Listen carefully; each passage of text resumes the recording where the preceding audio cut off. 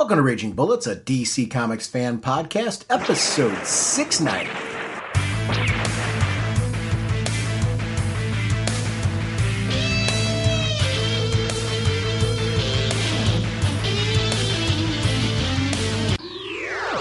Welcome to Raging Bullets. I'm Sean Wayland, drnorge, and I'm joined as always by my co-host Jim, the sensei of the whatnot, the master of speculation, the duke of the sultan of strategery, the bridge defying, is pitching DC for a new Black Label ongoing series called Waller versus Whatnot, because he remains the elder statesman of the podcast, Segulin.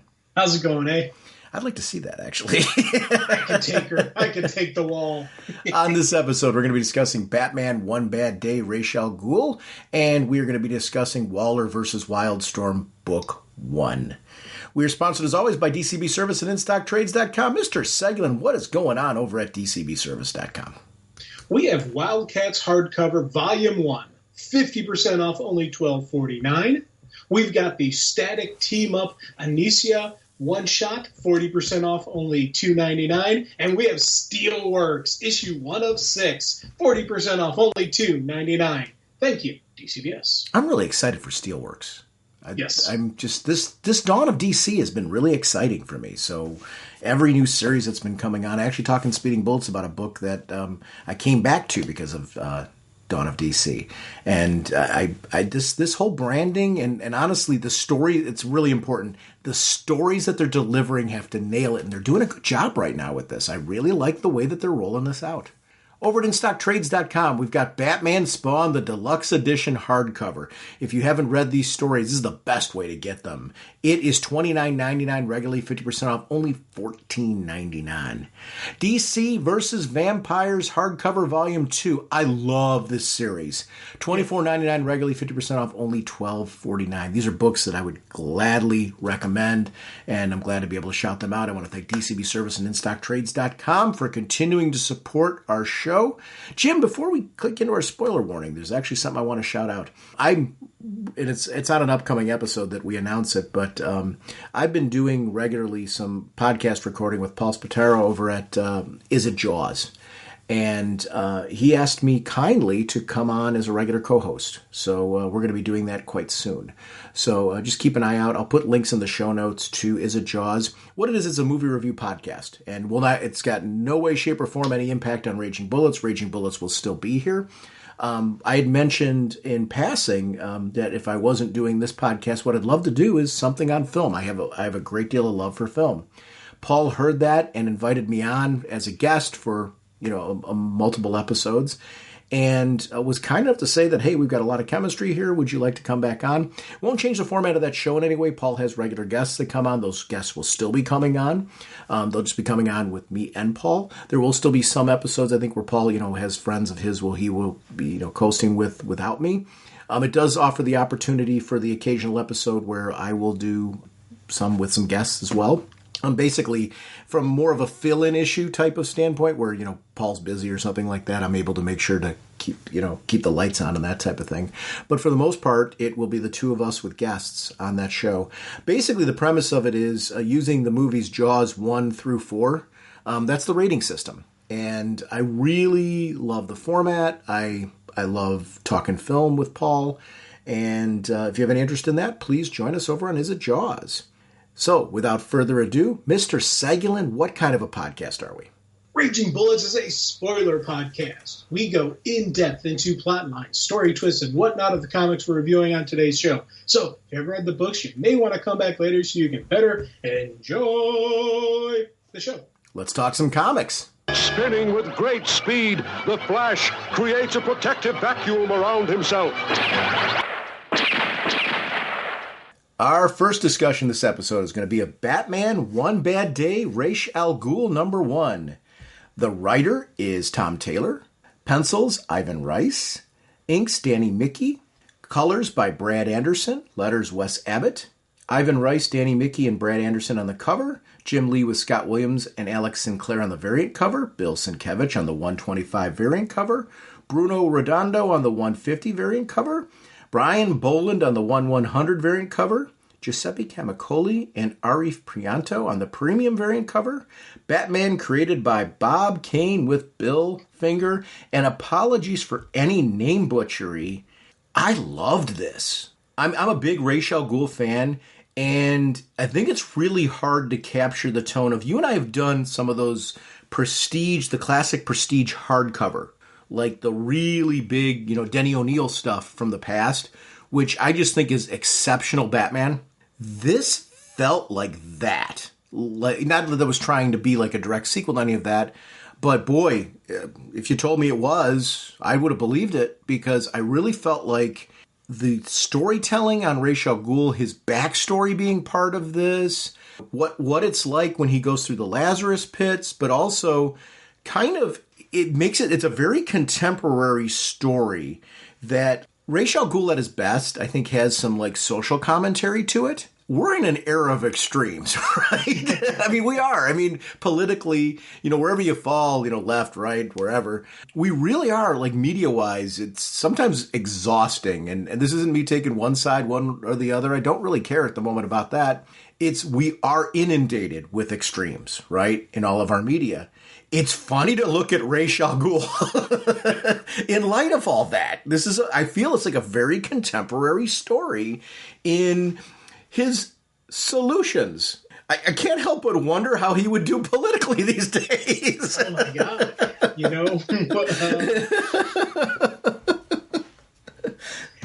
Yeah, that's an interesting battle.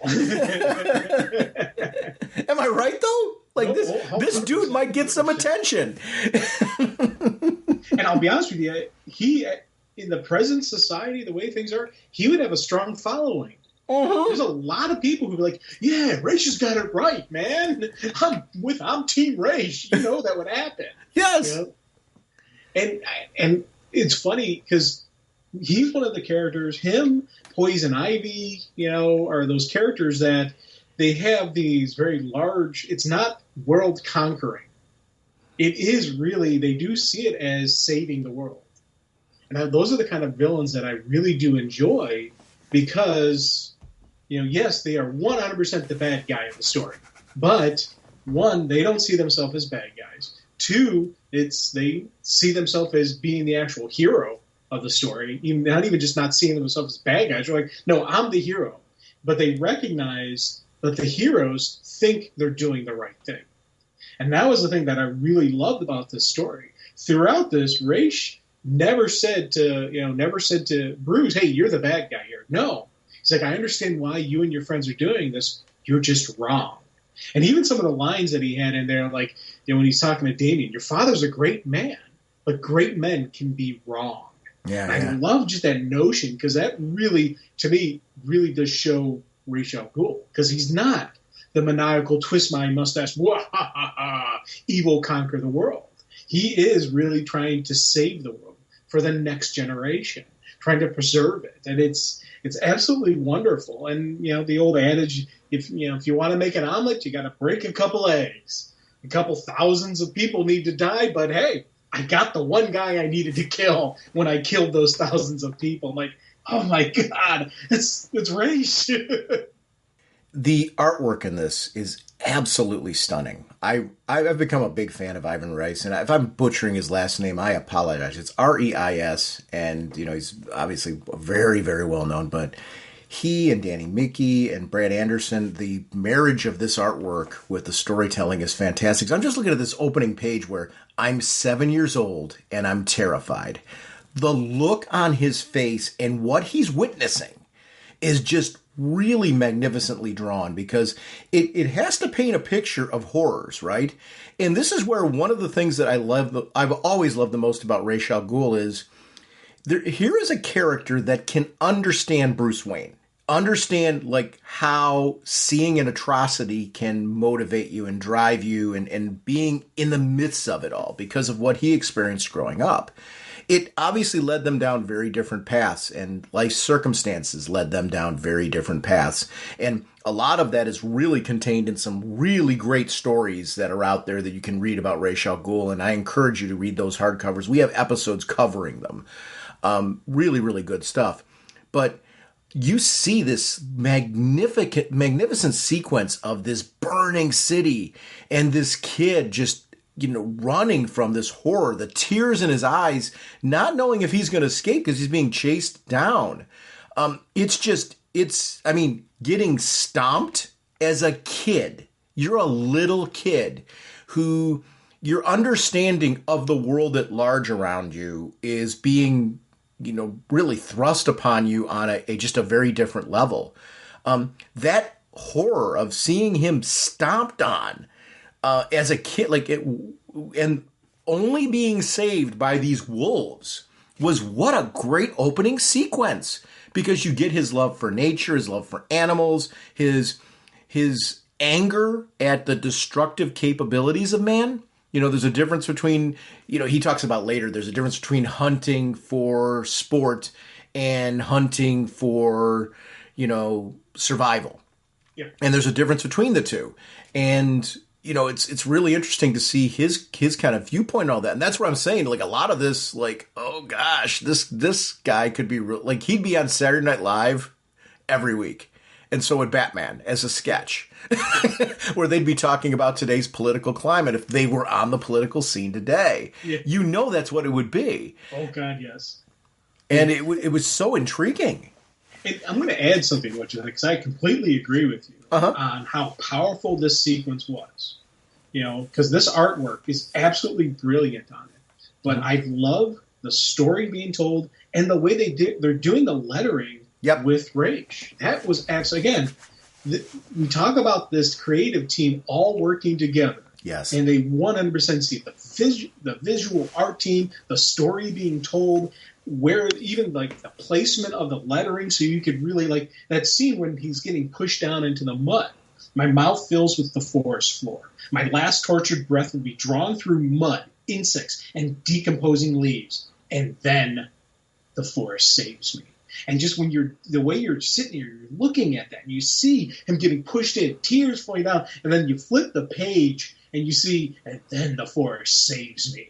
And you see those wolves, and I'm like, oh, this is awesome. And again, great usage of a page flip. Yep. I love when, creative teams will do that, where you got the thing, and then you got to flip the page because you're excited to see, and then what happens? Oh, and just neat stuff where they don't show the bad guy's face, the soldier going to kill him, until they just show his one eye when he sees the wolves, and it gets really wide, and he's thinking, oh crud.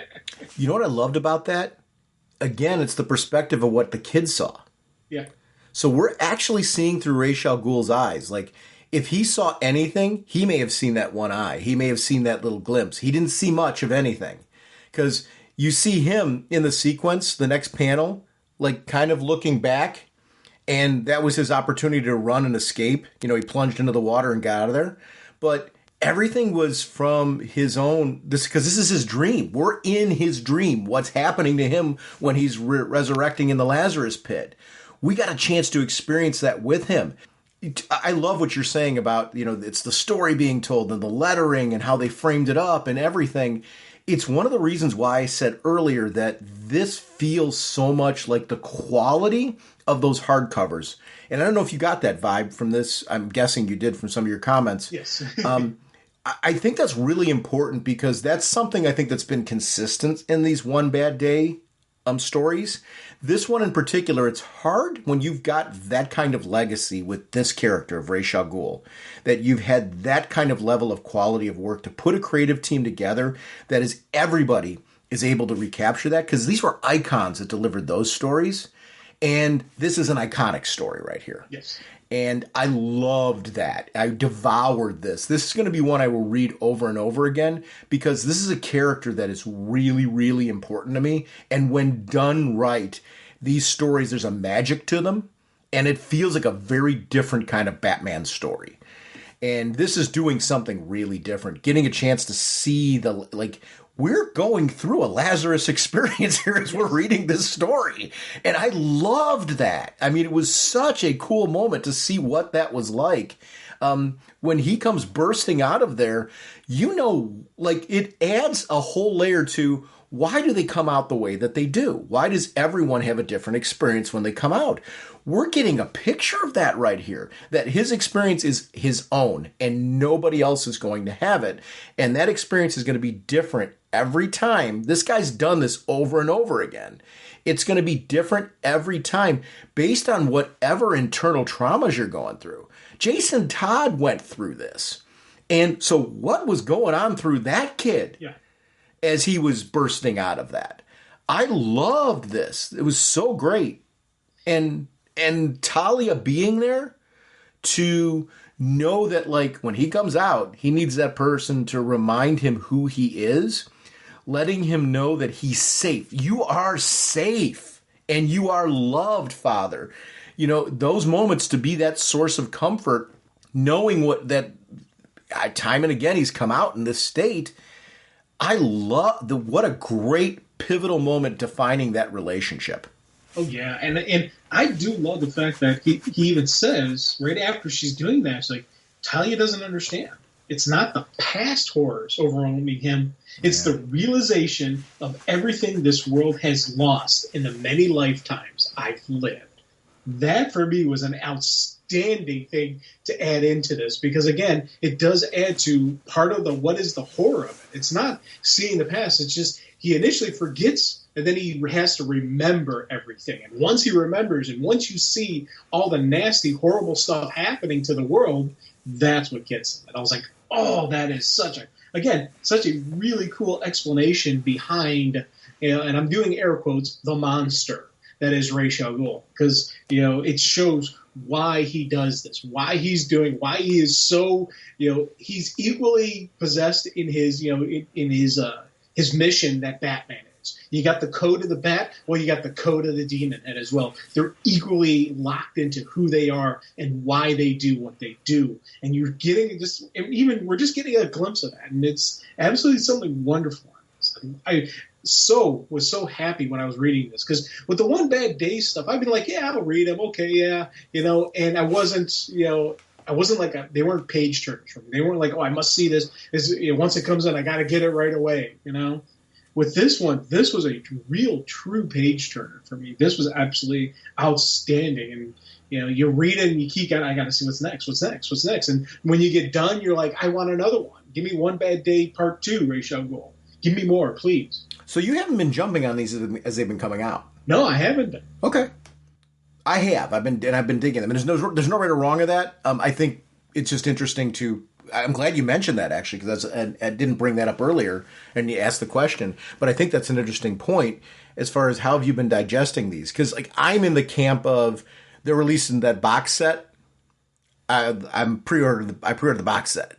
Yeah. Of One Bad Day. I want the physical, because I just think this has been an exceptional line of comics, what they've done with this. But I've been reading them as they've come out because I've just been absorbing them. There's no right or wrong to that, but I think that different experience is also a thing where this is the one that was kind of like, wow, okay, now this I get. Like, I'm digging this. The sequence with the wolf dying, and this is the one that he rescued. Boy, I connected with that. My cat Belle, it was during the pandemic, went blind, and just got old. I mean, she was well over 20. Got to the point where she had fallen ill, and part of the illness was she went blind. She was bumping into walls.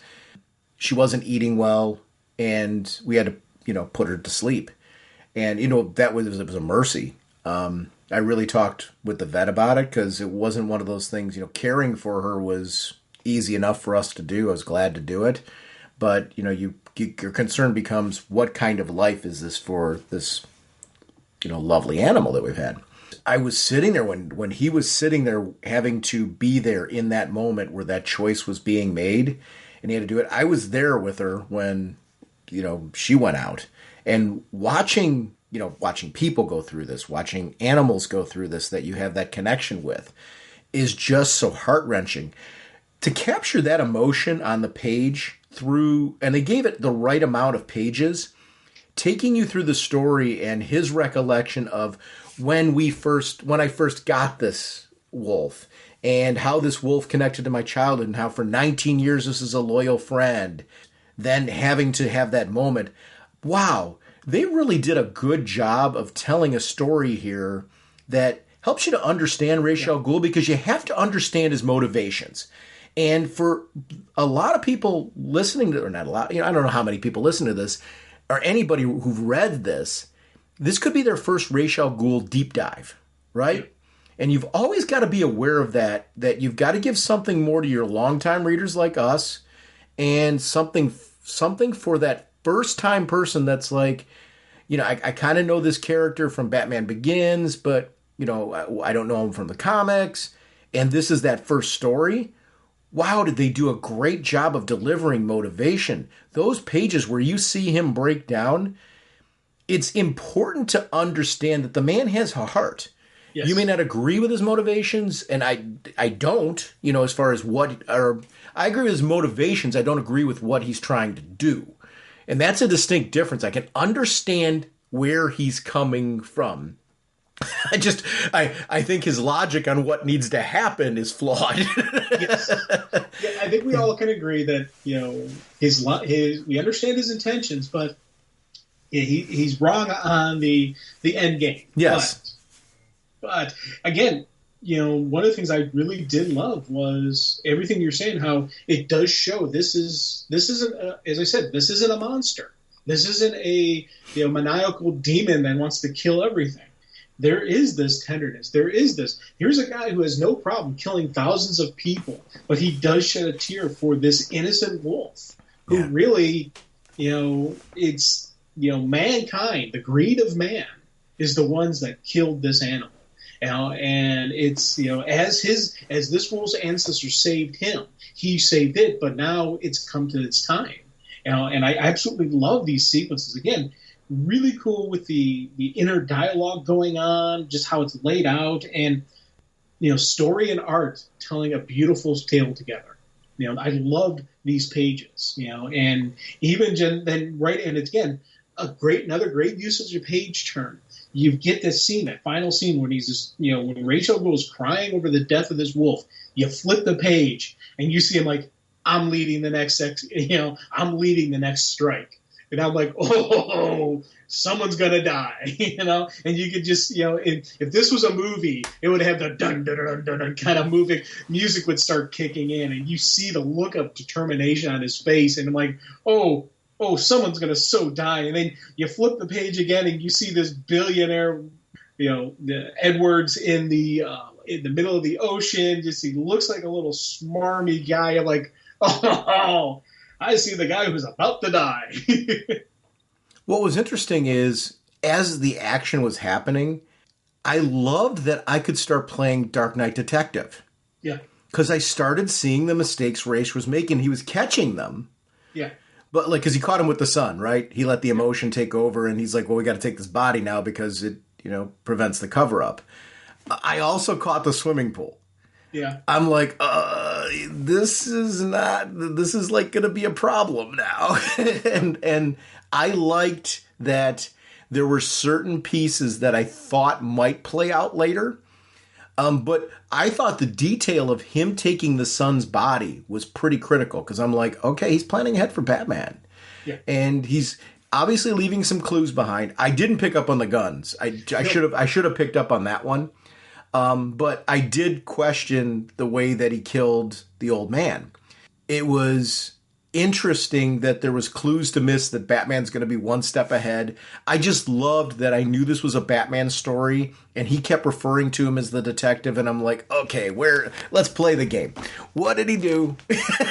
Like, where is the problem? And that was really well written as well. Well, the thing I love, because like you, I saw the drowning him in the pool. I'm like, wait a minute, that's gonna be an issue. I caught that one.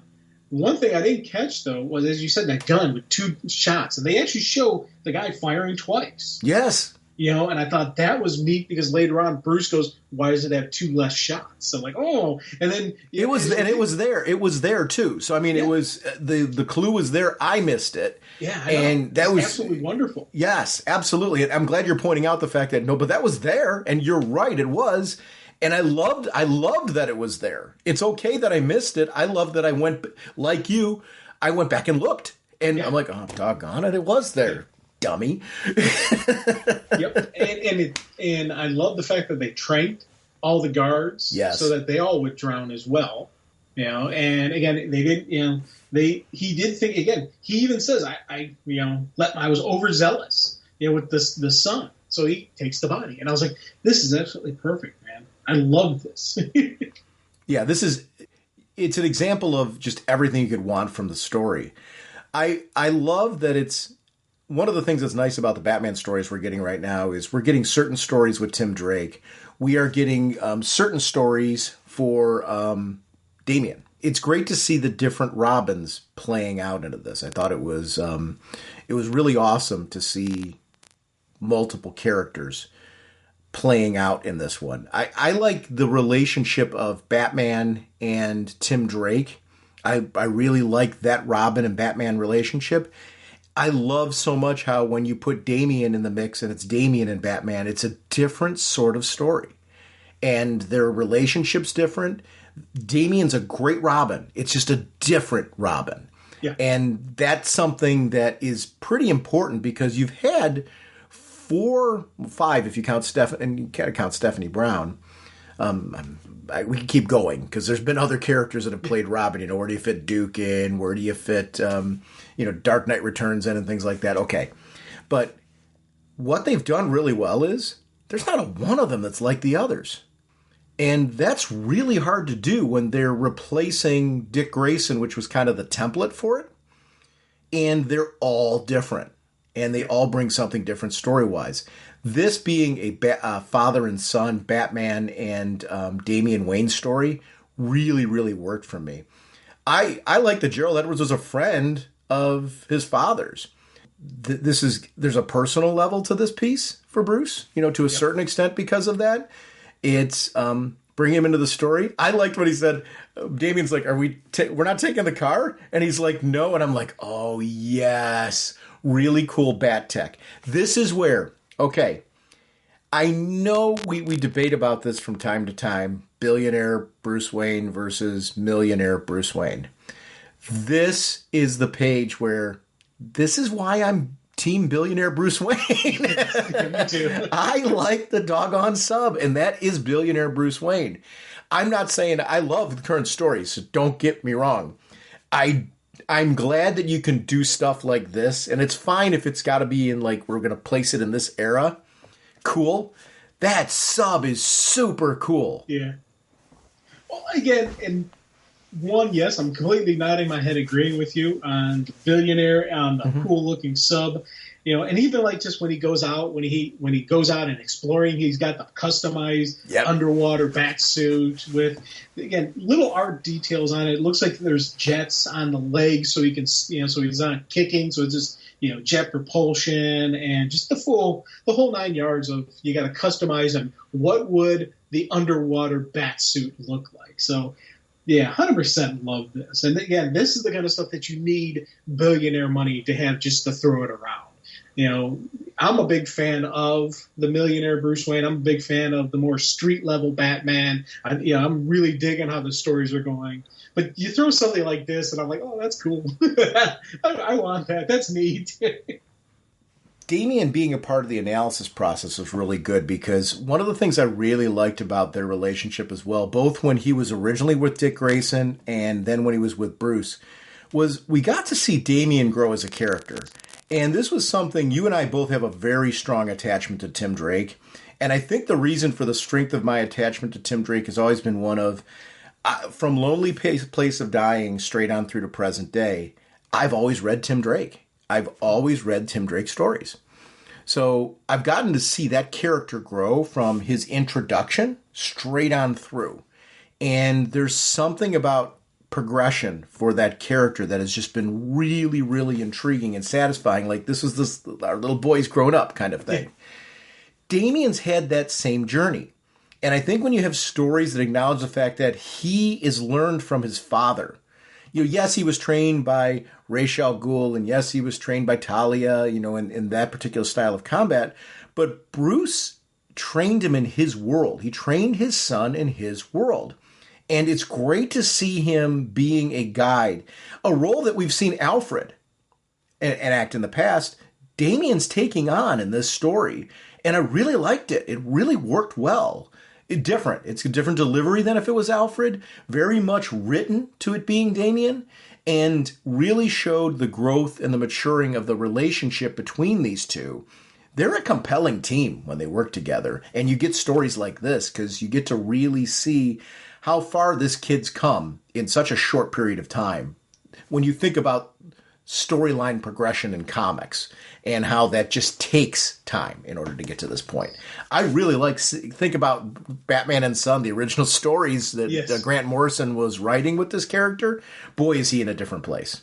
In the introduction of the little monster, I absolutely loved him. And that was something I absolutely loved about just his style and his groove. And then seeing him, there's certain people he will listen to. There's certain people who he will follow their lead and do what they say. His father is one of them. And I love seeing when, even though he'll test Bruce every so often, but there is still always that level of respect that he has because he knows how good Bruce is. Same thing with Grayson. With Dick Grayson, he gives him a level of respect that he doesn't give other people because Grayson's earned it. Yeah. Alfred was another character who earned Damian's respect. And I love seeing him in this position where he's not, he's not mad that he's not riding, with Bruce right now. He's in the cave because that's where he needs to be, as to be part of this team. And granted, it's the storytelling, but I do like the fact that Damian does let Bruce run the show, let Bruce be in the command position and follows the orders. And I like seeing that because, again, you understand why. You understand where this came from. What Bruce had to do to earn that respect and earn that loyalty, that he has from Damian. It's, again, really cool showing of who Damian is in this. Really great showing of the Bruce and Damian relationship. But also, I did love when the Ra's al Ghul versus Damian moments. Those were some really cool stuff because, again, everything here I'm reading is 100% makes sense. It's solid. It's true to who these characters are. Absolutely love these moments. Yeah, I agree with you. These moments are really, really solid. Talking about another, just art moment, I mentioned the sub. I'd be remiss if I didn't mention the Batmobile in this. I really liked the design. It's just was a super cool design. Getting to see later Bruce Wayne out of the costume and meeting up with Julia Edwards and having that conversation. I like when we get these layers of storytelling where you've got these other prominent families that Batman would be interacting with because he's in this upper echelon. These are people that are running companies. In order to investigate, Bruce is reaching out to people who he's known because he would have known her since his childhood. This was somebody who is the daughter of a friend of his father's. So that's not to say that they necessarily had lifelong contact or anything, but you can pretty much so guarantee, right, that they crossed paths at some point in time in the path. I like when these characters come in and you're getting to see a glimpse into the Edwards family, what that family was all about, how there was some internal conflict in that family, as far as I didn't agree with Dad's motivations, and because of that, I was passed over for my brother, as far as being the heir. And that gives her a motivation. And Bruce is investigating that motivation, but also trying to learn more about what could have really been driving this. And finding the clues. Talia being a part of this, and Ra's al Ghul and him, kind of figuring out that was something that really was eye-opening and illuminating and put him on the path. I really liked the way that was playing out in the story.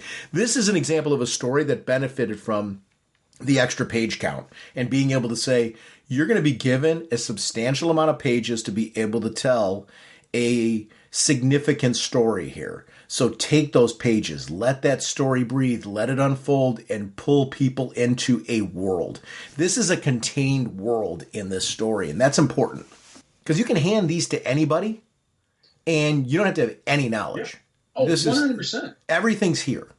And again, this is such a great, as you, and we've been saying this multiple times, but this is a true read of who these people are. Yep. I absolutely love that. I love when you get these side stories that it's not jarring, it doesn't throw you off anything.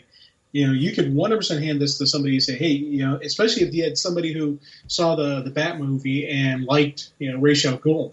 It's like, hey, here's a story, a main story about Ra's al Ghul. You dig, because it's got enough story elements, it's got enough action elements, it's got enough character development within it. It's one of those just 100% one shot, one and done, great story, great read, but also could get somebody wanting more.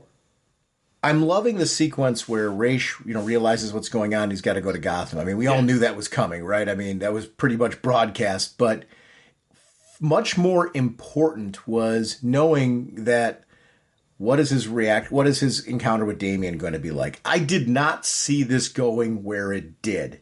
That was where they swerved me. Because it's a one bad day story.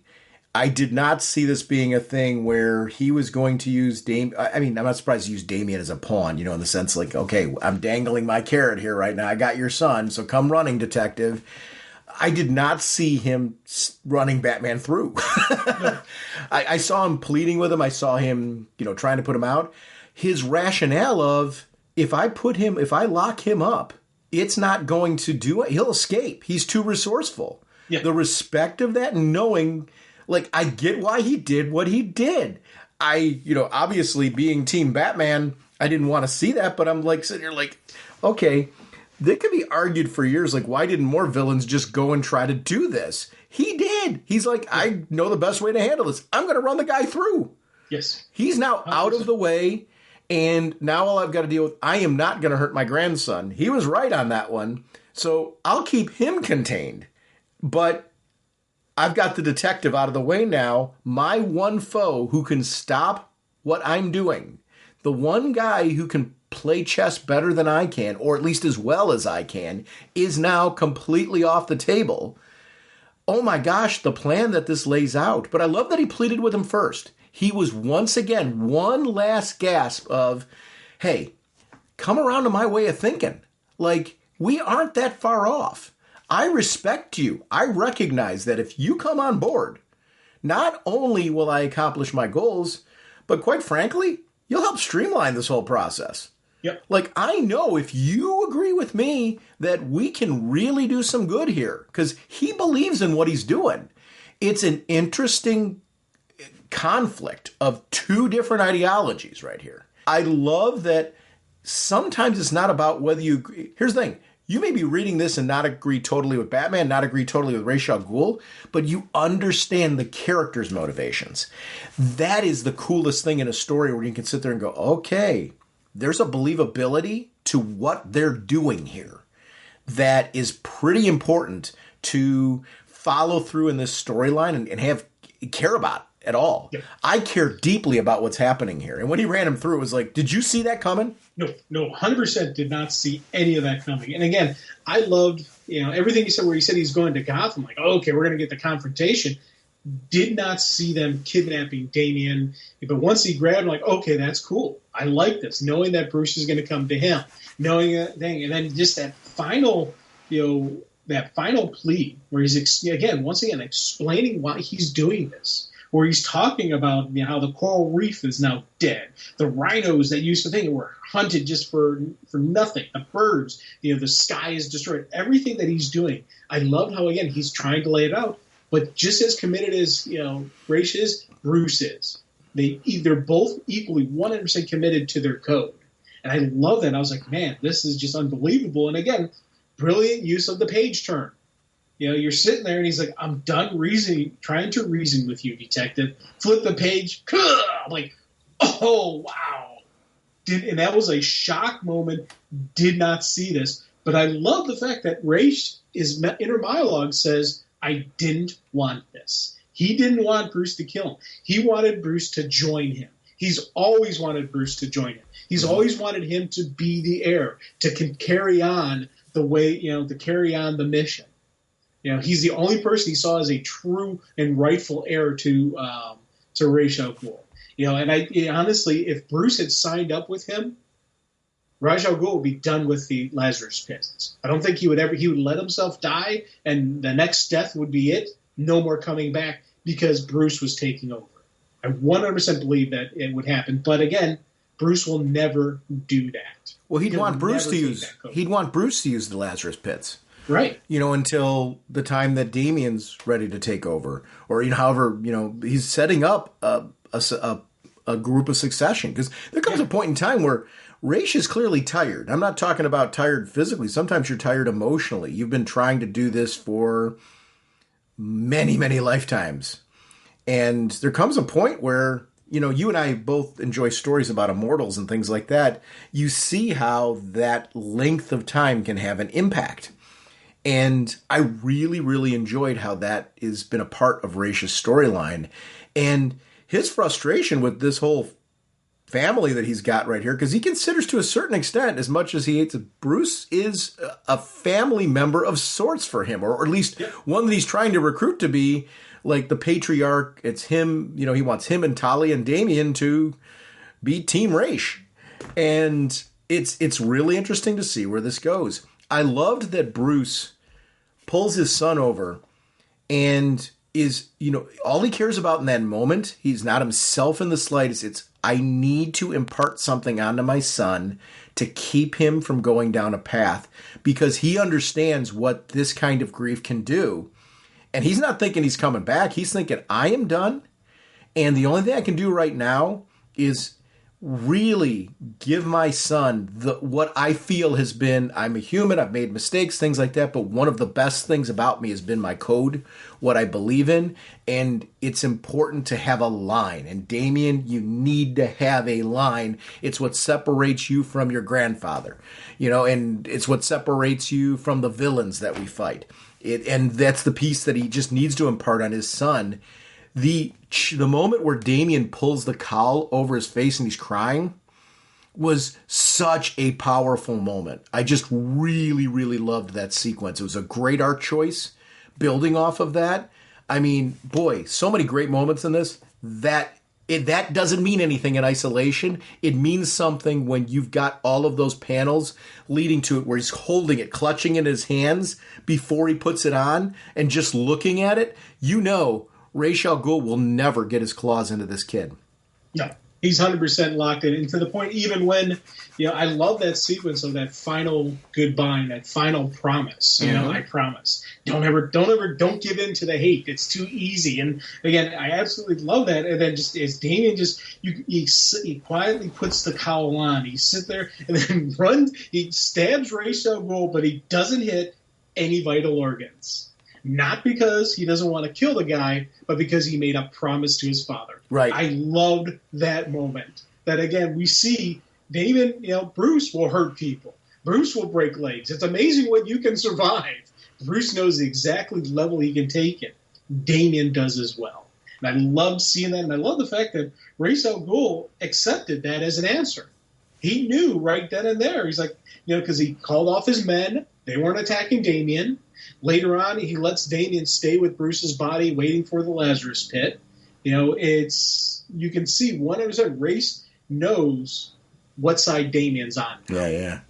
And like Bruce, he one day wishes he could convince him to join the cause, but he knows it's not going to happen right now. So there's no reason to hurt him, no reason to kill him. As long as Damian doesn't try to stop Ra's, nothing would have happened. Nothing happened to Damian, and that's what happens. And we see that in this story where Ra's now has free reign to go through the list of 27. And I loved how they played this out, making it look like accidents, making it look like things. As I said, the one he had to kill 3,000 people in the one convention to get the one guy. A little bit of overkill, but again, I love how you see this is Race's plan all along. He's continuing down the list, and he's getting it so the next person who's taking over will do better than the one who currently is there. I disagree with what he's doing, but you can understand him. I love that. One of the things that I really loved is you got to see 3 pages where this plan was just playing out. Then Batman can wake from his sleep. Yeah. I was like, oh my gosh, not only, this wasn't something Damian snuck, this was something that Ra's allowed. He's like, I'll let this happen. Because at this point in time, I kind of want the detective to see this. Because no matter what now, my plan has accounted for the fact that he can't do anything. There is no way he can stop this now. I know what's going to happen. I have a good idea where this is going to go. I know what he's going to be like when he comes out. He knew strategically where this was going to go. And he's letting it happen anyway because at this point, he's accomplished what he wanted. And it also shows the respect that he has for Bruce. He doesn't feel that, like, as a respected adversary, as a respected force in the world, he feels there's a point to Bruce. Because otherwise he wouldn't let this happen, right? Right. This is intense because he is like saying, okay, drop him back in, bring him back on the scene. So totally cool, like how this played out. Makes it a very different kind of Batman story because you've got a villain that can do that. It's kind of like some of the big differences between Ra's al Ghul and Lex Luthor. Ra's al Ghul does not see Batman as the villain and him as the hero. He sees Bruce as being a hero, but just getting it wrong. He's just incorrect.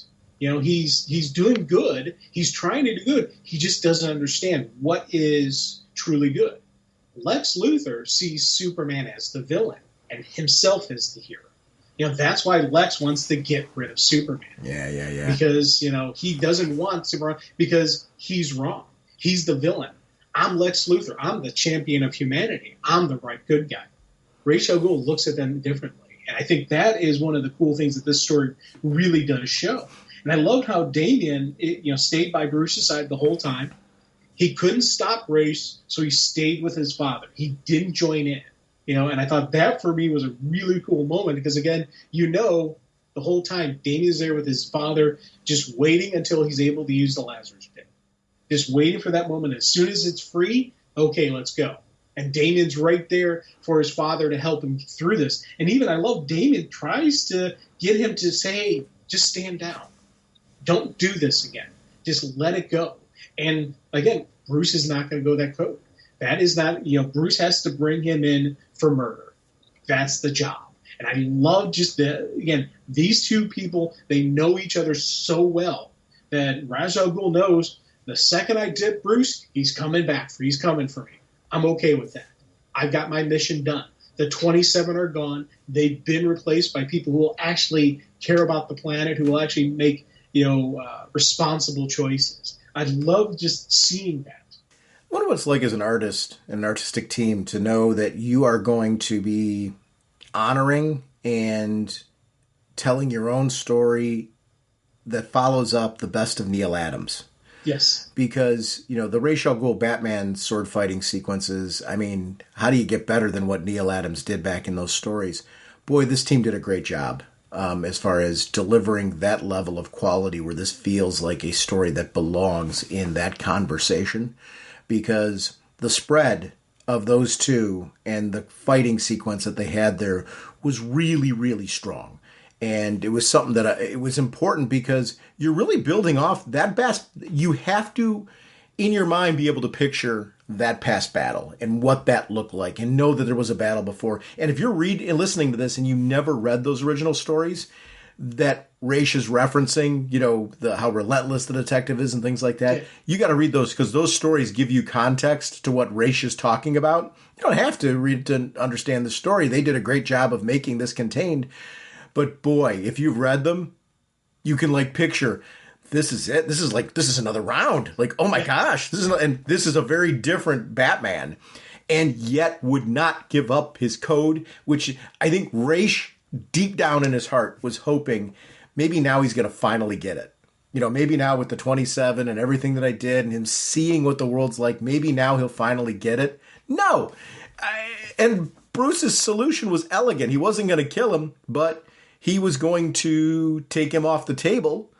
Boy, knocking him off. I mean, that sequence where Ra's in that moment realizes the only way he is going to be able to have any sort of freedom, because this Bruce will lock him away, make an example of what he did. He knows the only way to do this is for him to take himself off the table. Yep. And that's the piece where I want to make sure I'm being clear on what I really liked about this. Bruce won the fight, sort of. Ra's did another chess move here that took the end result that Batman would have been going for out of his hands. And that's where they are so often evenly matched, because in that moment, he made the jump and gave up 3 years of his life in order to basically escape the detective and resurrect again. So awesome.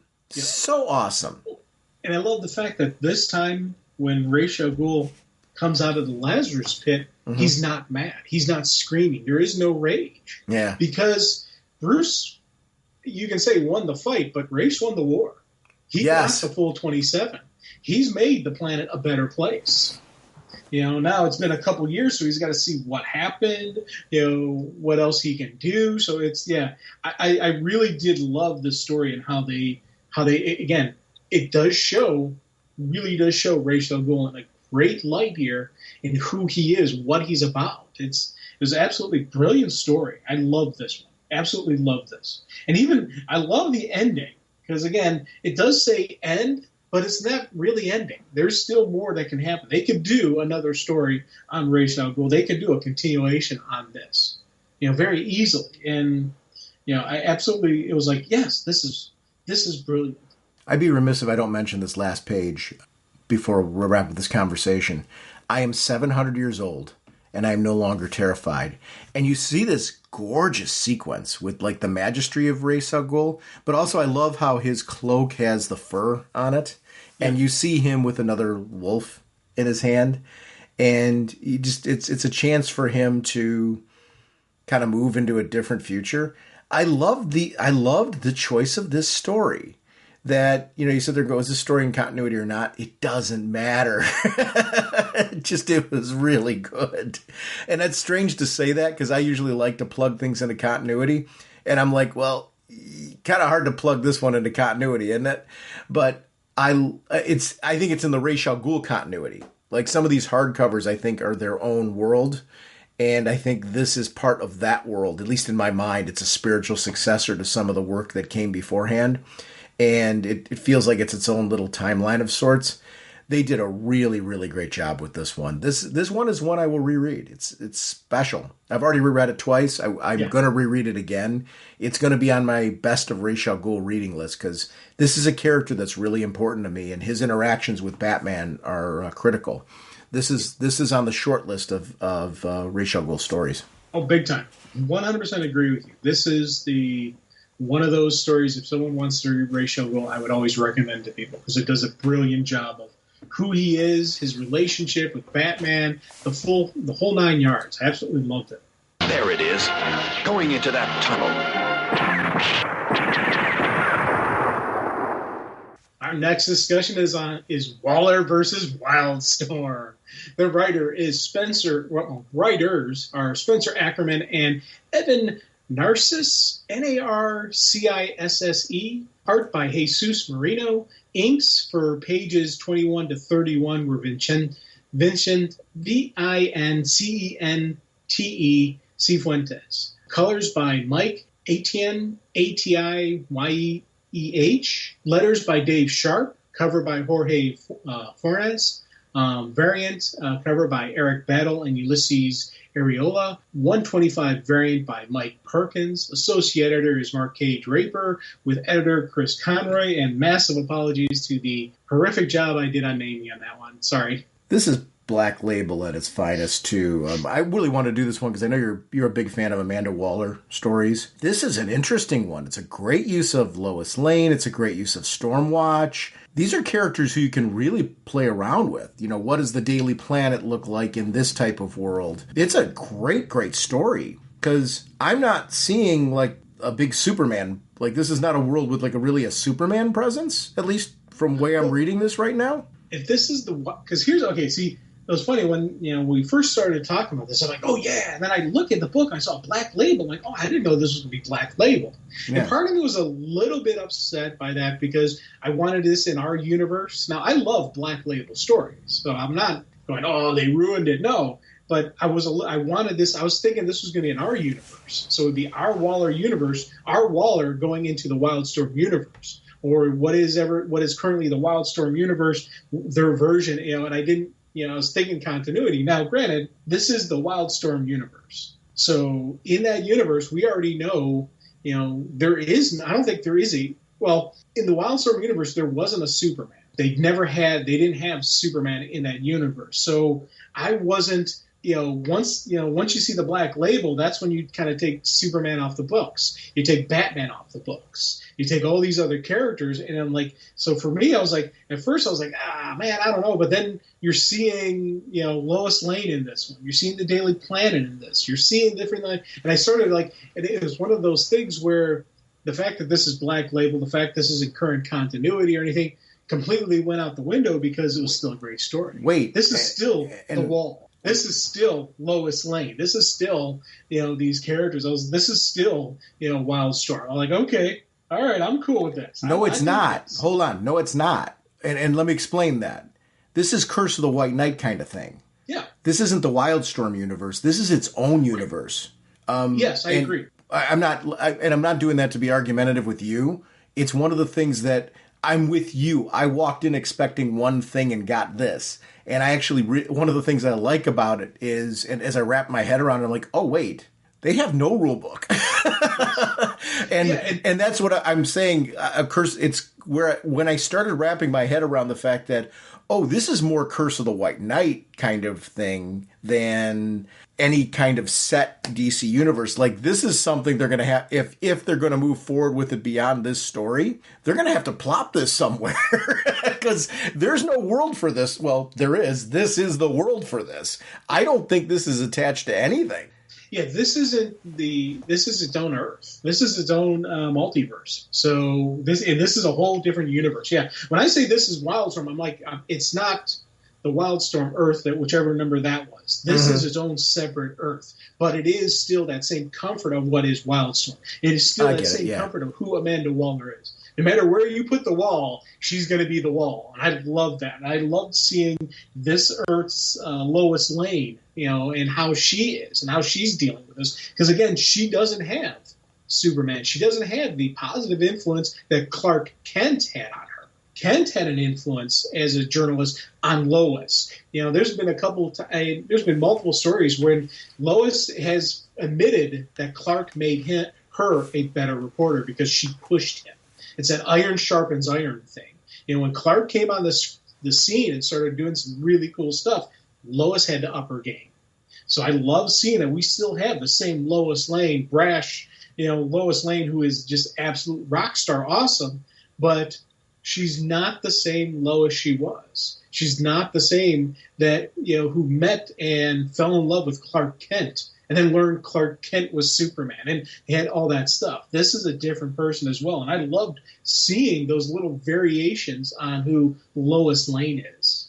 Yeah, and I get what you're saying now, and I couldn't agree with you more. What they've done is they've taken the toys, right, and they've put them in this world.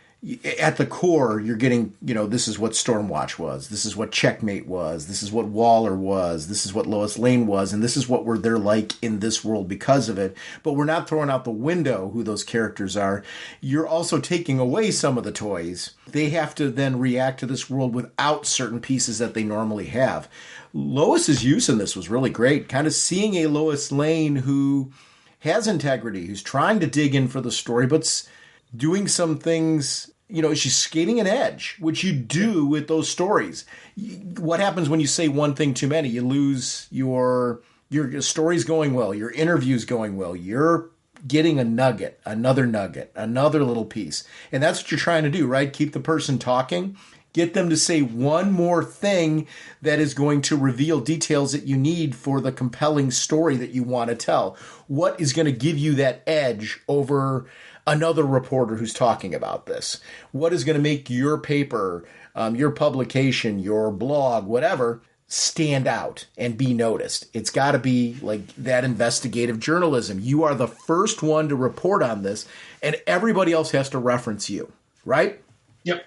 She's digging for that, and it's going wrong because she'll say And we've got to see it. There's multiple times where she says the wrong thing. She says a lot of the right things. So what they did here is if you make her totally incompetent, you got a problem. If you make her very competent, but human, it's compelling. Yeah. So this is somebody who's sharp. She deserves to be there. You get why she's there. And she comes in there with skills, and we see the skills unfold. But the mistakes that she makes are ones where, funny, the last conversation we had, we were talking a lot about chess moves. She's playing chess. Yes. And made the wrong move. She moved the wrong piece. And it was cool to see that because it's a Lois Lane that we're also seeing grow, right? She's questioning herself or her handling of moments. Not the whole thing, moments. It's another piece where we get to connect with Lois Lane in a way that makes sense. I never lose faith in her because of it. It's like, we've all been there before, right? Even on things that we own and things that we're really good at where I zigged when I should have zagged. I caught myself part way through it and I just couldn't pull it back. She had a couple of those moments and it was cool to see in this because you get how that would happen in this kind of high pressure situation, right? She is there and she's got a person who's revealing what's going on politically. There was the dad who was the dictator and the rules for this region were all dictated by what the dad was going for. And you've got this resistance movement that is trying to hold on to the core of what was the country that was really there, that wasn't theirs to take, but, is still there buried underneath. Now you have the daughter that's coming on board, and it's a different sort of scenario. And it's important to lay this out in the beginning, because if you're not in your mind thinking about the dad was a dictator, he's got power, and now the daughter's going to be taking over, and she's got the power, but she's doing it in a bit of a different way, you've got to be interested and intrigued in the daughter in order to be understanding the motivation, understanding the problematic motivations of what's going on with the wall later on. What our friend from Stormwatch / Checkmate was investigating, what he was going after, and what would bring Lois Lane into seeking this out, because they have the ability to uncover something here that shatters everything. And they want to bring down the wall. Yep. It's Waller versus Wildstorm, sure, but it's Waller versus Wildstorm and Lois Lane. Yeah. And I really like that part of this story. And it's something that you nailed it before. This is not at all what I was expecting out of this. Oh, big time. I guess let's go back to the piece. If we could step back 2 paces on this. Did you like this? Yes, 100%. Yeah, flat out, not even hesitation on like this. Not only like this, looking forward to book 2. Mm-hmm. Because this is Waller vs. Wildstorm book 1. So that means there's going to be more. There's going to be the full series. And it's funny because you said it's Waller versus Wildstorm and Lois Lane. I'm like, I'm thinking by the end, Lois Lane's going to be Wildstorm. She's going to be part of Stormwatch or Checkmate or something. When everything is said and done, Lois Lane isn't just going to be a reporter in this world. She's going to be something else. And I'm looking forward to that. Because, again, everything you said about the growth of Lois, I'm nodding my head 100% agreeing with you. I love that. And that's the thing I loved about this, that Lois Lane is just this wonderful character. I absolutely love her. Love how when people who really understand who she is and get what she's about, they 100% nail it. This one is doing the same thing. This is a younger Lois Lane still learning the ropes. And I love the one line, when she's interviewing them, it ends up being basically her last question she asks the guy. A banker is going to kill the people her dictator father wouldn't? And I love that because, again, it lays the groundwork for what we learn about this banker. What we learn about this simple, she's the daughter of a dictator who's taking over. She can't be as bad as the dictator, right? Oh, no, she's worse. I love that. What's intriguing about this story is the usage of Jackson King. You're going to have readers in various places with Wildstorm. Some readers that are, diehard DC readers that have never read any Wildstorm.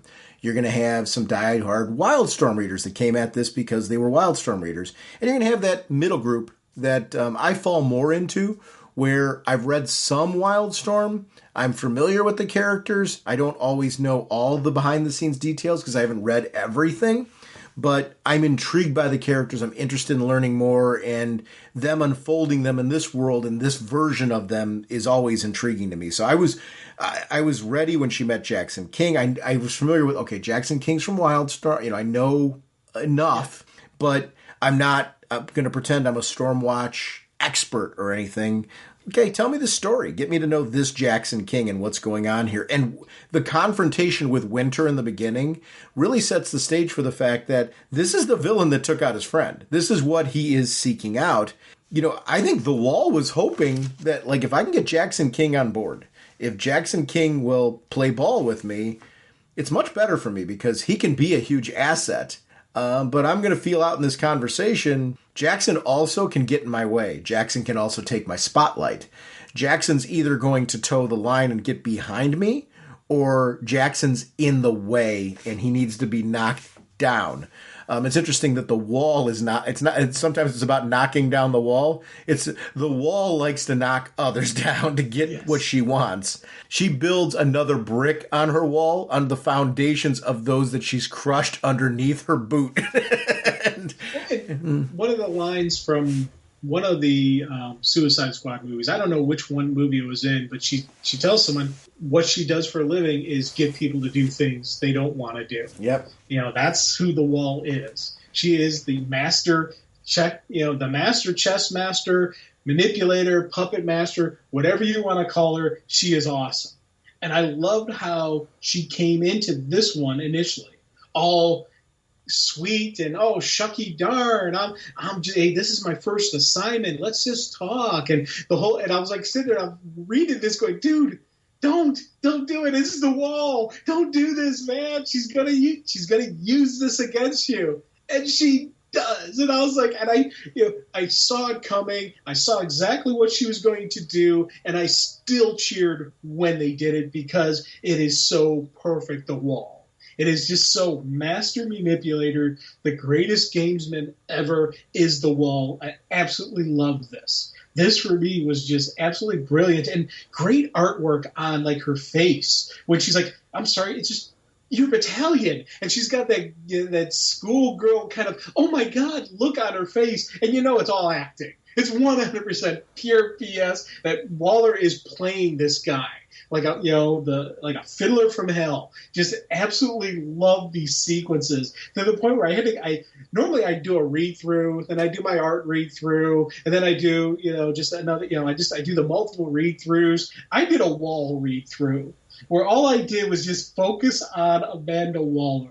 The looks on her faces, the stuff she's saying, how they're showing her in the light. And I absolutely got to say, I loved that read-through just because they were so perfect on who the Wall is. They 100%. This story, we talked last one about if you want to give someone a good Ra's al Ghul story, you give them that Batman One Bad Day. If somebody asks you about Amanda Waller, this is a good one to give them because this 100% shows who the Wall is. Mm-hmm. Love this. She really does respect him, too. I mean, like, that's a thing.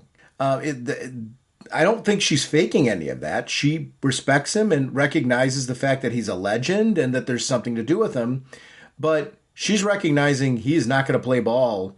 And the line that really does it is where he's like, all I need is 5 minutes with Nigel's file cabinet and 5 more minutes with Winter. He's like basically trying to dictate the course of action.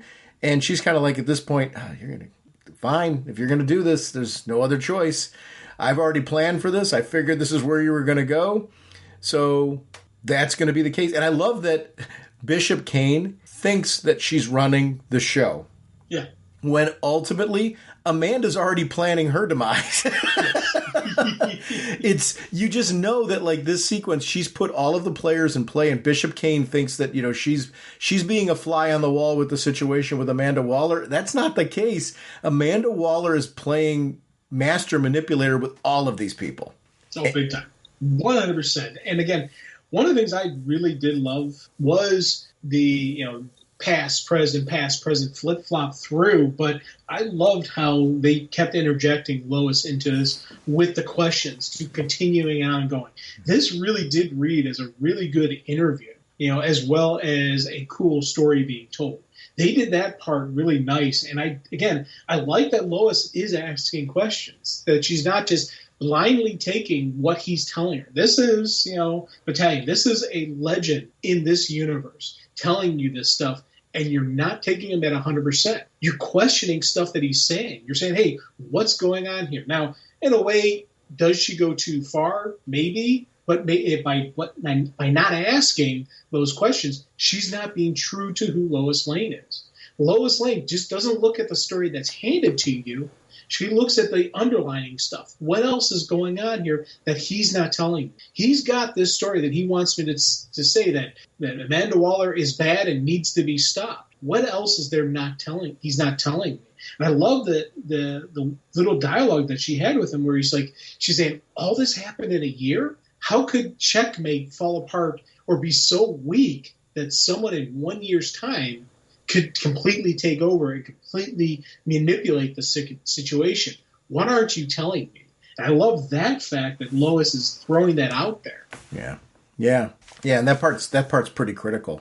What's interesting about this is, and it's something that I want to talk about further, this use of metahumans and cybernetic technology, and these things are in these comic universes, right? And the prevalent parts of them. And this idea that if you have somebody in the government who can take advantage of this and can control this and use it to take their department and their agenda and find power from it, and not just in their relations with their own country, but how they interact with other countries and build relationships of, hey, if I give you this, what do you do for me politically? What will you, those type of relationships. It's a very interesting world that you're seeing here. I loved that we got to see kind of a version of Team 7. Yeah. Kind of come out with Deathstroke and the whole team that was there. And we've got Cash and we've got Deathblow and Michael Cray, and we've got some of the Wetworks guys, and then Lynch from Gen 13. It was cool to see, some of these characters kind of play off and get to see their sequence, but also how the things that they do, like taking this kid, and that they killed the family, right? I mean, everyone was slaughtered there. They take this kid because the kid's a meta, and having to live with the fact that you've done that. You've separated this kid from their family, destroyed their family, all to get a hold of this kid. You've taken this Katrina Cupertino, who had cybernetics, and basically, I don't know where she's at. It was pretty clear right then and there. Wherever she's at, either she's dead or she's in a state that none of us ever want to see because of the experiments that are being done. The horror of that, though, the fact that your government can take you and do this to you, or is willing to go to other countries and kidnap and take people. And I like the kidnap term. I'm doing it deliberately because you can put that in quotes and use other terminology, of course, to, make it seem like you're doing the right thing. But I really liked how that played out in this, that it was a thing, and that these things have psychological impact on the soldiers or the agents that are being put in the field on this. I loved that bit. That was really, really critical to see, that you can't just do these horrific actions for Waller and be left, to kind of, all right, I did this for Waller, I can walk away from it. You can't. You did that. At the end of the day, we can understand your motivations. We understand why you did it. We understand you had no choice. You still did it. It's still going to impact you. And I like that it did. I like that the story addresses that. This is a very smart story. Oh, big time. And one of the things that, a couple of stuff to add on what you're saying is I loved, as you said, just that psychological impact that was happening to Cray, and how he was actually it was messing him up to the point where he's now willing to rise up and he's now willing to fight the system. And it was a cool, moment, but also just the notion of the government doing this stuff. If there were metahumans in the world, if there are these cybernetic stuff, 100% guaranteed there'd be government agencies doing this stuff. It's funny. It adds a level of realism to the surrealism that is a comic. If there was third world countries where they had metahuman people, we would send a hit squad out there to grab up the metahuman and to just, experiment on, try to replicate their powers, have super soldiers, all that kind of stuff would be happening in present day if that existed. And the only way you could snatch and grab somebody is you got to level everybody, no witnesses. Again, going back to the Ra's al Ghul story, where his village was completely wiped out. You got to completely just clean everything off, have no witnesses, no survivors. All we have is the target. Once we've got the target, kill everybody else. And in those sequences where there's a couple pages showing, you see, most of Team 7, they're laughing, they're having fun because they're sociopaths, because they enjoy doing that kind of stuff. Yeah. Deathblow doesn't enjoy that. That's not what it's not fun for him. He has a conscience, and it gets to him. And I love just how they took a couple pages to really show us that his teammates are sociopaths. He's not. And that's why, King goes to him and gets him on his side to try to help take down Waller. And it's brilliant storytelling, but also very, very realistic. And I love when you can say realistic, and I could see that stuff happening, with this superhuman, this impossible stuff happening could actually happen in the real world. You could see governments doing this stuff. I 100% could see people trying to, replicate powers, and the rich and powerful saying, hey, I'm going to give you a couple billion, hook me up with some cybernetics, and you really could easily see that kind of stuff happening. Yeah, and that part's pretty important. You got to be able to see it happening. There has to be a mix of the reality with the fantastic, especially in grounded stories like this, where we're trying to, have a espionage mission going on, right? And a lot of internal politics going on in a superhero world. You've got to have that right balance. I loved when Lois was interviewing him, and in the conversation, she's poking some holes in some things. She's like, hey, wait a minute here. You said this is a year, right? You expect me to believe this happened in a year? Yeah. There's things missing here that just don't add up. It's the reporter who's questioning him, but again, the way that she's doing, it's interesting to see how she's trying to get all the details. He's stopping her multiple times going, will you let me tell my story? Yeah. That part really grabbed me because he has a story to tell. He has information that he wants to give her. She's, rightfully so, wants all that information, wants the documentation, but, she's a journalist. So her job isn't just to listen and take notes on what he's saying. Her job is to probe further, dig deeper, try to get some of the things that he doesn't want to say that are potentially in there. I like that she's trying to do that. It doesn't matter that, she isn't pushing the right buttons to get there in every case.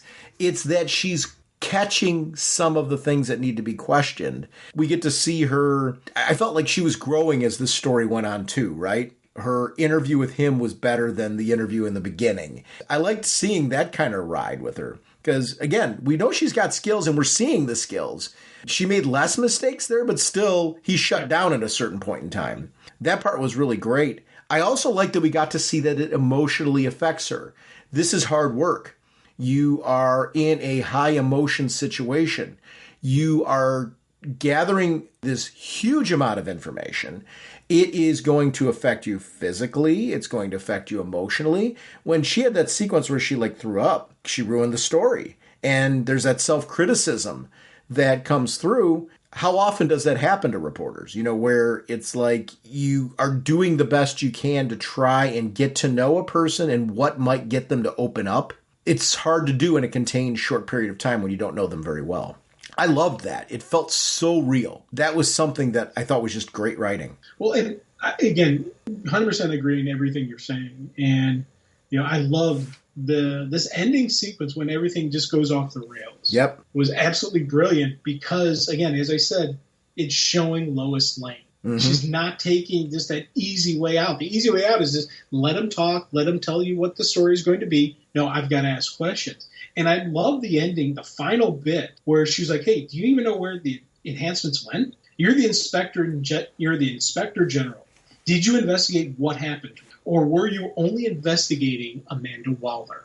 And I love the fact that she calls him on that, and that's the final piece, because he was only investigating Amanda Waller. He didn't follow the money. He didn't follow the enhancements. He doesn't know where the enhancements are going. Now, we as the reader know that the enhancements went to the banker who is who is now the new dictator of this country. So she's going to show up with some meta powers and really turn the country on its axis. But he didn't even look into any of that stuff. He was only focused on taking out Waller. And again, I love the fact that she's the one who calls him on it, and then later on she's like, "Oh, that was stupid." Really, it was just an absolute wonderful moment. Yeah, this is great. I mean, this is a story, and then Deathstroke obviously reporting to Waller, the fact that we're going to be, continuing on, and the battle's just beginning right now. Yeah. I mean, this is really the opening salvo. I'm with you. I'm glad this is a series. I don't know how many books this one's going to be, but I want more from this. I love this Black Label stuff. I love that they're focused. When you see that, it's focused on great creators telling great stories. I like that some of them touch very close to continuity. Other ones get a chance to really play with it. I think both are very, very valid.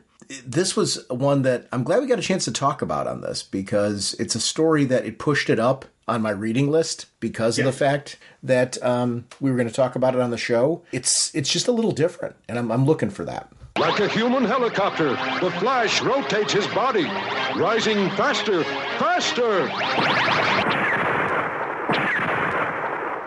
Jim, I want to give a quick Speeding Bullets shout out to a couple of books I've been reading lately. So from the dawn of DC, I read Harley Quinn number 28. This is like the first issue of the new storyline, the new status quo for that. Teenie Howard did the writing on this one, and Sweeney Boo on the art and colors, and Steve Wands on letters. It's a really cool, accessible issue. So if you haven't been reading Harley Quinn, it brings you up to speed on the status quo.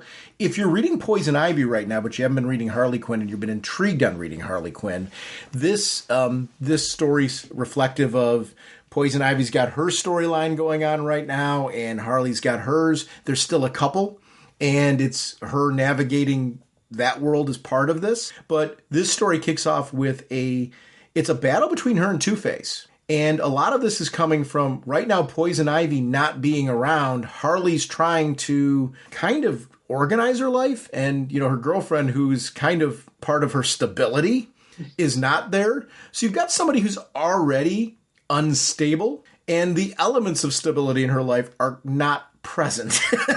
So this story is very reflective of that. She gets into a bit of trouble in the issue.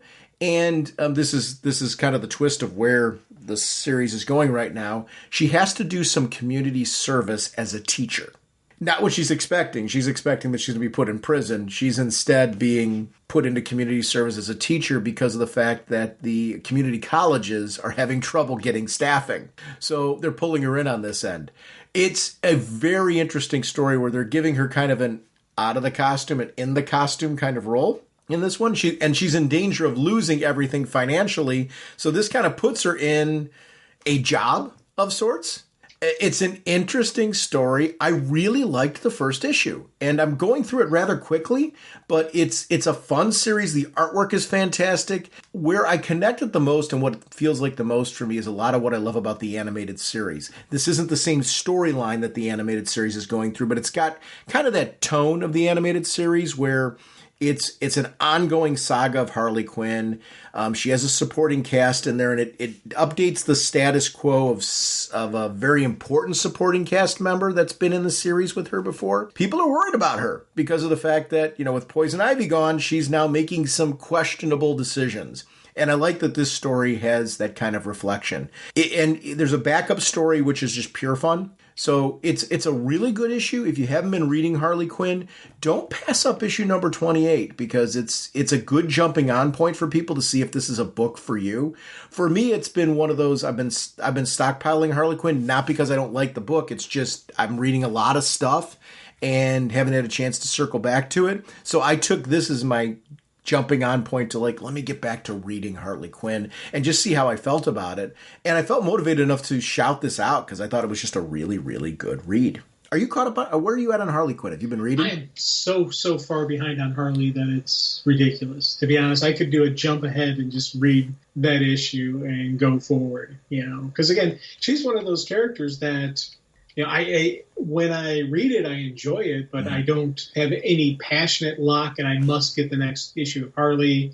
I read her through the app even. I'm actually not even paying money for Harley. I pay money because I pay for that thing, but, I'm not buying individual books either digitally or in paper, So that's a story. That's one of the series that is 100% app. Well, you are paying for it with the app because let me explain the why. What happens is you're paying a subscription for the app.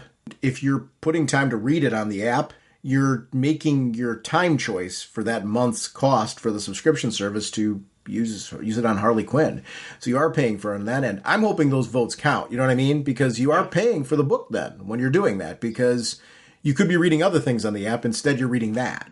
So I don't know how that works, with the app versus, because really it should work like the Netflix model, right? The amount of people that read it on the app should influence continual development of those new stories. So it's why I'm shouting it out, though, because I feel like it's exactly what you're looking for. If you're like, hey, I'd like to jump ahead and get kind of a starting point. 28 was a really good starting point because I'm jumping back in, being a few issues behind, had no problem. And to the point of something you said there, I'm very interested in the next issue, 29. I will read 29. 28 did what it's supposed to do. It got me excited to read 29, which that's to kind of what you were saying earlier. And, am I going to go stockpile this again? Am I going to read 29 right away? This is part of the Dawn of the DC line, and I'm trying to stay caught up with those. I'm using Dawn of DC on books maybe where I've been a little lapsed to let me jump on it here. Let me, and then am I going to keep going moving forward? Am I going to be motivated to grab that book right away? Harley was one, I will say. This first issue it's twofold. It was this first issue is really good, and I'm enjoying Poison Ivy so much that she was recently in Poison Ivy. I liked that issue so much that I was like, where does she go from here? I know where Ivy's going. I kind of want to know what Harley's doing. So Poison Ivy actually helped me want to read this. And I'm glad I did. It worked together. But there is a relationship between Poison Ivy and this for me that drew me to it. It's not the same kind of book as Poison Ivy.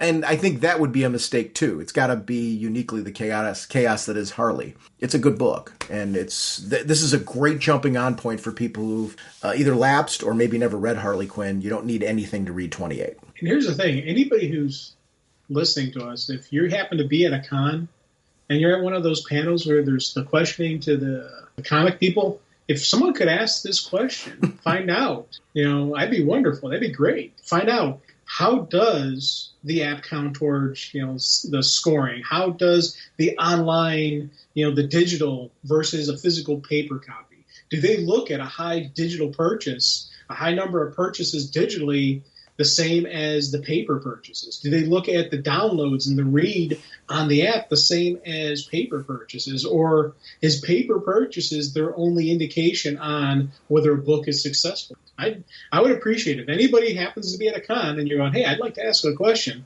Well, here's a question I would love if you could ask.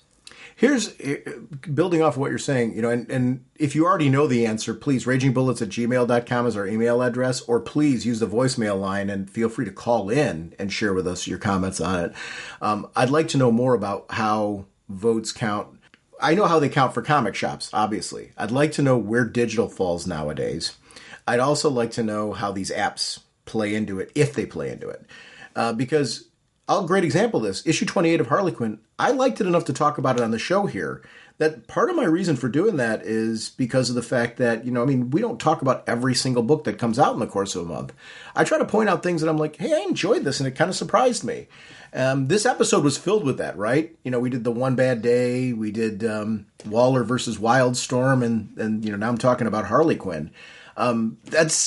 We pick certain things out to kind of spotlight them and hopefully to draw people to them because they're things that we felt like were interesting and intriguing to look at.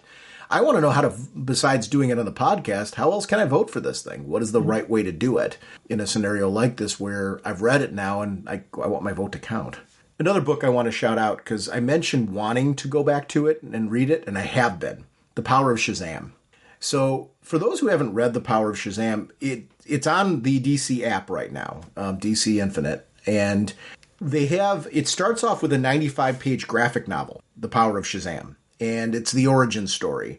It gives you the backstory of Billy. It gives you the backstory of Fawcett City. It gives you the backstory of his parents, who are critical to the storyline. There's very important events. They're linked to Dr. Savannah, Black Adam, what goes on with the Wizard. It's not the same story. I mean, there's certain elements of it that you're going to be very familiar with if you've watched the recent movies, but it's kind of a strange hybrid and I say strange hybrid, I don't mean that in a negative way. It's what the classic comics were and a modernization of it for the 90s that almost is in some ways elements of what we see now. So it's kind of like this interesting amalgam of all of that. Very true to what I love about the character. Billy's story, I'm up to issue 3 right now. So I've read the 95-page graphic novel. I've read issue 1, 2, and 3. There's a time jump between the graphic novel and issue 1, 2, and 3.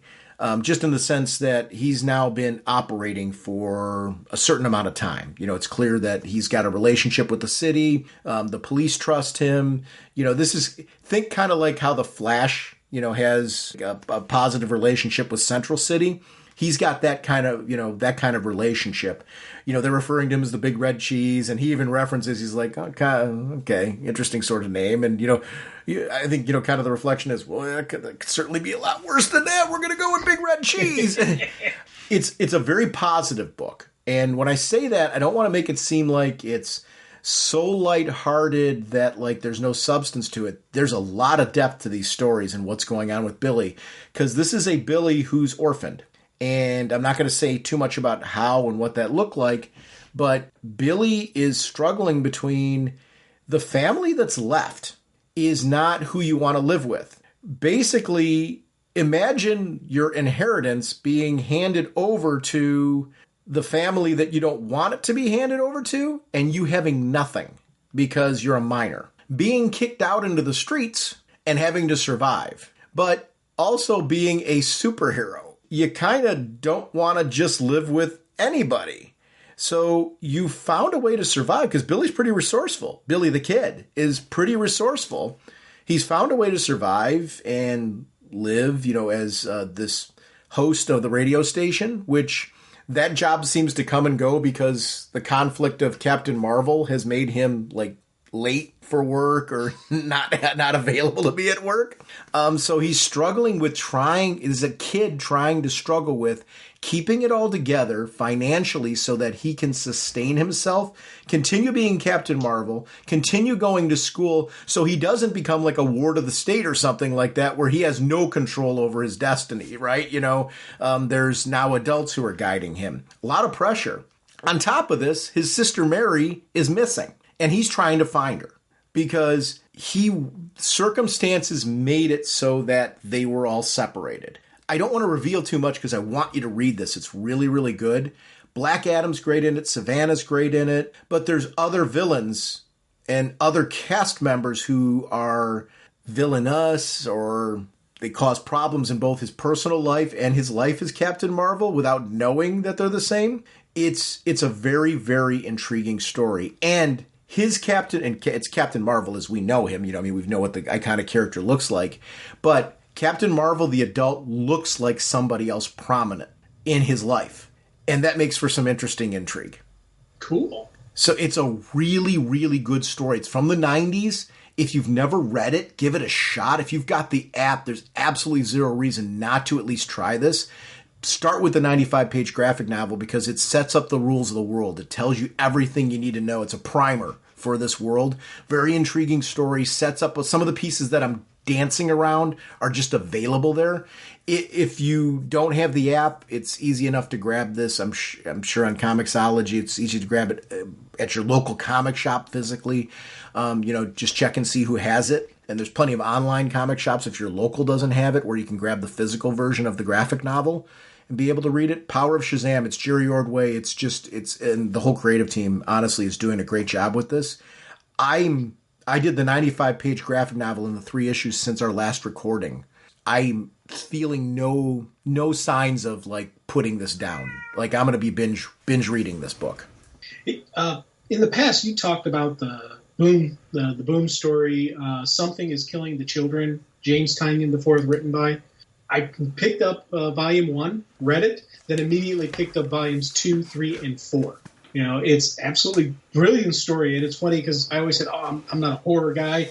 If this is what horror stories are now, I'm now a horror guy, because this is actually a really awesome story that is out there, and it's not what I would just call horror slash and, you know, blood and blah blah blah, all that kind of stuff. This is a true gripping story, which is absolutely wonderfully created. So, 100% recommend Something is Killing the Children out to anybody. And if you're Comixology Unlimited, it's right now available, so you get a chance, you can pick it up for free, you know, and read it that way. And it's funny, that kind of got me on looking at other stuff non-DC related. And there's a series, again, it's also Comixology Unlimited. It's called Barnstormers, written by Scott Snyder. 100% recommend that one to you. It's set in... Ditto. That is so good. So good. Read the first issue, said, I got to get 2 through 4. Now I have 5 sitting there waiting to be read. You know, and 100% recommend that. Dudley Datsun and the Forever Machine. Also, Scott Snyder. I was like, this is cool. Again, I was exploring out there, seeing if there's other options, and I just picked up something. Haven't had a chance to read it yet, but it looks interesting. Vincent Van Gogh, Sadness Will Last Forever. It's about Vincent Van Gogh. I'm like, I just saw that. I was like, I'll get that for free. So let me read that, see how that is. I want to shout out one more thing that's not available digitally. It's there's a line of comics Frank Miller presents. Because they're not available digitally, I didn't realize they came out, which I know is kind of a weird thing to say. You know, I usually collect most of my stuff in collected editions after the fact, you know, to have like the physical presence, and read them digitally now. But I heard about this line coming out, and the book I'm going to shout out is Frank Miller's Pandora. It's written by Frank Miller, Anthony Moranville, and Chris Silvestri, with art and colors by Emma Kubert. It is a fantasy story, but set like kind of grounded in like today's kind of real world kind of story, you know, where you can kind of place the time as something very modern now. But there is like this portals to this world. And there's ways to get there from our world. Like, you know, there's those like secret forests and things like that. Like if you go in there, you grab these kind of flowers, and the flowers open up portals, and it's an area where she's like told not to go, but goes anyway, if that makes sense. Yep. And in going there, she's now opened up a gateway to this place and made a friend that is somehow associated with that. It's a very magical world where there is danger and intrigue coming. So there's 2 casts of characters. One are these alien, like demonic creatures that are escaping from, and I don't know if they're good guys or bad guys. I'm kind of like trying to figure that out. They're escaping their world to try to kind of get away from this oncoming battle. Clearly, most of the people in this race are just the victims of this big bad that's coming. And they're trying to make decisions on how to escape. Then we've got this girl who, her backstory, she's living in this house that's like being used as a bed and breakfast. That's just how they're making ends meet. And there's all of these, you've got this rotating cast of like creepy, either people that have lived there too long that like you want to leave. And when I say bed and breakfast, it's not like used for short term. It's, you know, people will live there as for like an extended stay. So they're renting out rooms in their house for the extended stay. But, you know, it's a bed and breakfast in the sense that they all kind of congregate together and have breakfast together. And there's some of them that are downright creepy. Like one guy went into her room and was taking her art journal and was like bullying her with it, and in a creepy way where he's like, oh boy, and boy, would everybody disappointed in you if they heard about these pictures and this story about who this person is that you like and that type of thing. And you're sitting there like, oh my gosh, what a violation. It's like somebody not only reading your diary, but your, we all have certain talents and things that like are not ready for prime time, so to speak, where you're kind of feeling things out. It's her sketchbook that like he was looking through. He was in her bedroom and should no business being there. Like it's this adult that should not be in this kid's bedroom. This is kind of the world she's living in. Isn't really being defended. There's a grandfather who's living there who she has a very good relationship with. He's kind of, they kind of, have great conversations. She's able to kind of open up with who she is and things like that. But when he finds out that like she's gone to this forest and that she's found this flower, he's like, destroy it. Get rid of it immediately. You have no idea what you've done. He knows what this is. And there's like this secret that like has been hidden. That's the part. It's one of those mysteries that unfolds where as you're getting to know the world, it looks like it's one thing. The story of this downtrodden girl who now all of a sudden, like, there's this whole magic thing that the family's been hiding. And the grandfather in particular knows a lot.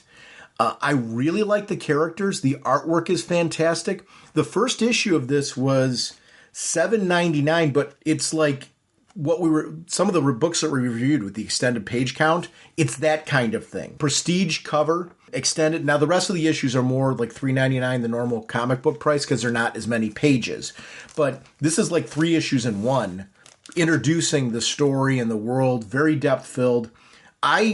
On DCB Service, I've started subscribing to these books now. This is the first one of the Frank Miller Presents line that I've been reading. I've got the other ones. Ancient Enemies is the other one. Dan DiDio from DC fame is writing that. He's the publisher of this company. So it's the company's Frank Miller Presents. It's actually Frank Miller's doing his own publishing company. It's really good. Jim Calafiore, one of our friends of the show, is going to be doing an upcoming one-shot of Ancient Enemies that he's going to be doing the artwork on. So this is a company that's getting the ball rolling and getting started. Ronin, Book 2. DC, remember DC's Ronin, Frank Miller's Ronin? I don't know if you ever read it. Ronin, Book 2 is being published, and New Sin City is going to be published by this company as well. So they're doing some really good stuff. I'm not seeing any digital anywhere of this. So it is paper. Multiple covers, all the stuff that you would want, where you can get multiple cover choices and all the variants and all the fun stuff that you normally expect from comics.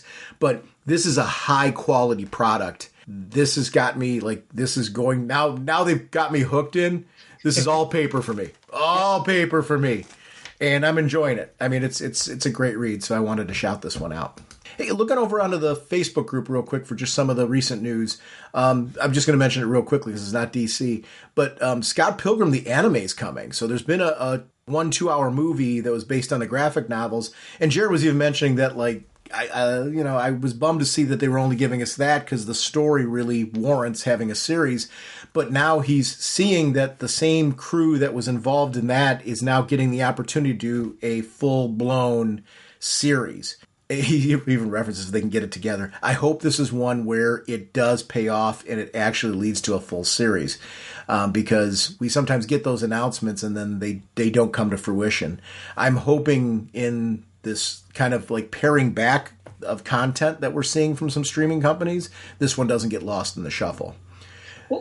And hey, it sounds like they got full cast too. Yep. Everyone from the movie is voicing their character. Yep. So that for me, I was like, oh, that's cool. Oh yeah. Because I've never read the comic, but I watched the movie and I enjoyed the movie. So this is something I'm like, I hope this happens because I'd like to see that. And you make an excellent point there. It was one that I think had 2 audiences. I think it had the comic audience that liked the film content, and then the films that had a casual crowd that was enjoying them, and it was great. That Alex Ross 70s Batman Villains Troupe tribute is absolutely stunning. Yes. Because that is my childhood right there. That is my childhood. My love for Batman is that stuff. Yeah. Oh my gosh. He nail like everything that just makes me drool. Because, again, Neil Adams era. So you've got Alex Ross now doing a and Jim Aparo, and oh my gosh, I mean, I'm going to undersell the quality talent that was involved in Batman back in those days, but this is the ground floor of stuff that just made me the fan that I am today. I love this. Major geek out. We have a cool it's The Other End comic, and go read it over on the site. There is a link to a webcomic that is over there, which is really cool. I appreciate those links. Go ahead. This one cracked me up. I was like, yes, I cheered on this one. Yeah, it's good stuff. So we're getting a Batman and Robin series in September by, looks like Joshua Williamson. And, oh my gosh, the artwork looks stunning. It's Simone DeMeo is going to be, or Simone, I think it's Simone DeMeo. And apologies if I'm butchering that wrong, but because the artwork looks fantastic. This is this looks really, really great. It's going to be Batman and Damian. Yes. That vehicle that's in there is cool. That Robin vehicle. Yeah, it's a Robin car. Yeah. Because it's got the R on it right there. And I was like, oh, this is awesome. Yeah. So I'm anxious to see that. I think that's going to be a great one. Poison Ivy won an Outstanding Comic Book Art at the GLAAD Awards this year, which is really cool. That's a great series. I'm glad to see any notice from it because I'm glad that series bumped into an ongoing. The final episodes of DC's Titans premiere on April 13th. I'm going to be sad to see that show go because I'm a big fan of that series. I think it's been really, really terrific. There's some cool artwork from the X-Men that have been published, just as an homage to 32 years later, Jim Lee's legacy on the 1991's X-Men 1 cover.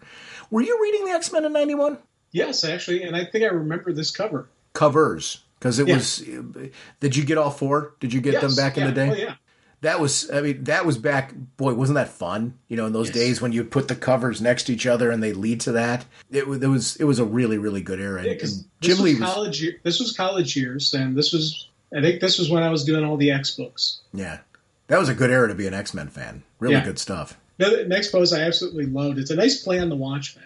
Because it's 1989. I'm in the movie theater in summer. Harrison Ford is fighting Nazis again, and Michael Keaton is Batman. It is 2023. Absolutely love that. That was brilliant. It's an interesting article that there's there that a family uncovers this secret fortune of a collection that was Michigan family uncovers this secret collection that the guy had, which was really, really cool. So definitely check out that article. Blue Beetle trailer. I've been seeing a lot of buzz around this now. Yes. And the trailers are looking great. I'm glad to hear the buzz. I'm hoping this one, and when I say I want, none of this is negative. It tentatively looks like this one could do really well. Yeah. And it looks great. The casting is right. I think the timing is right for this because it feels different. I hope this one does not get lost in. There's this negativity that builds sometimes before films come out, and I'm not just talking comics. Take comics out of it. It's not there's this anti. I'm not going to do the anti-DC crowd thing. It's not that. It's film in general right now is in this really weird phase where certain films just are dead before they hit the box office because of all of a sudden some push that ends up happening.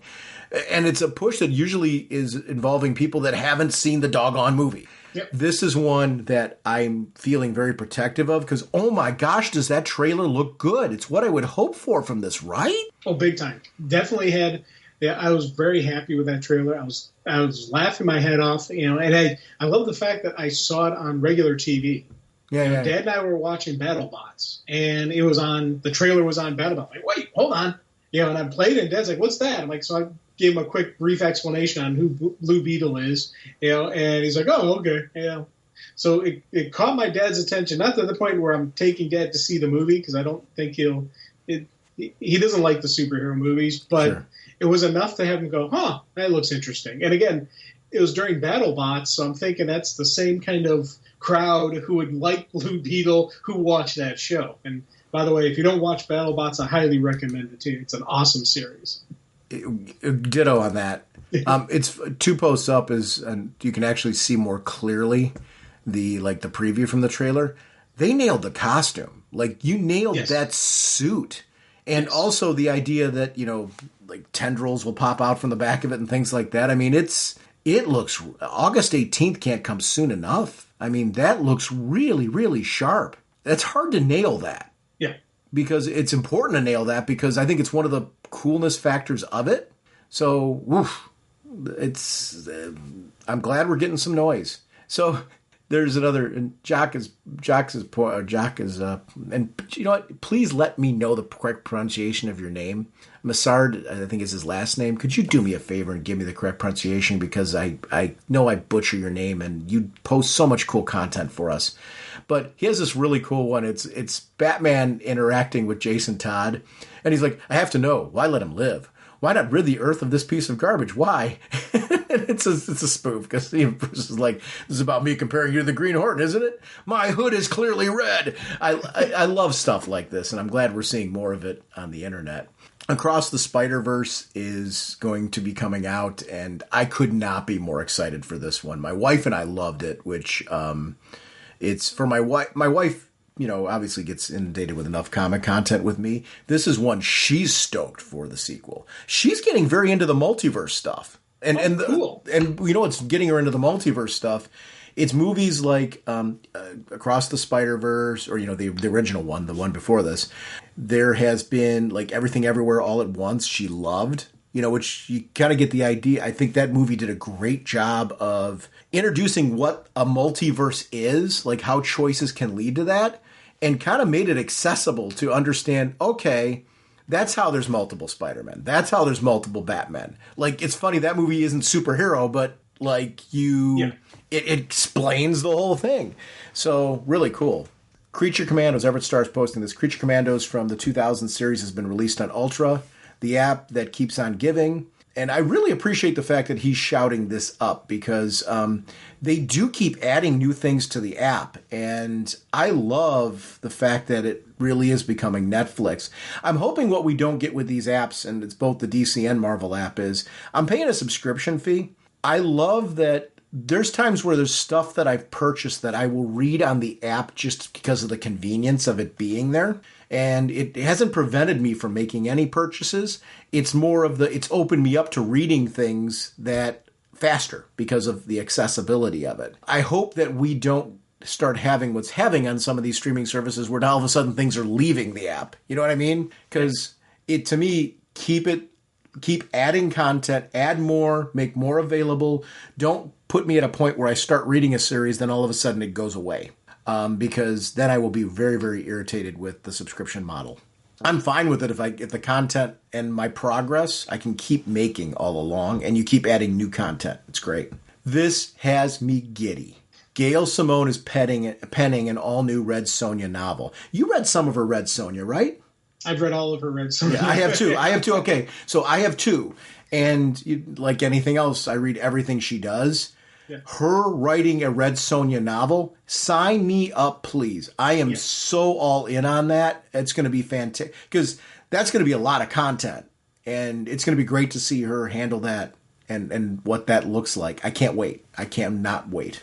I'm very excited for this one. Yep. Flash, take the controls. But does anyone ask if I know how? What a great series. I love that one. There's a lot of great content on here, and my adventures with Superman with ACDC is good. ASDC is even better. Yep.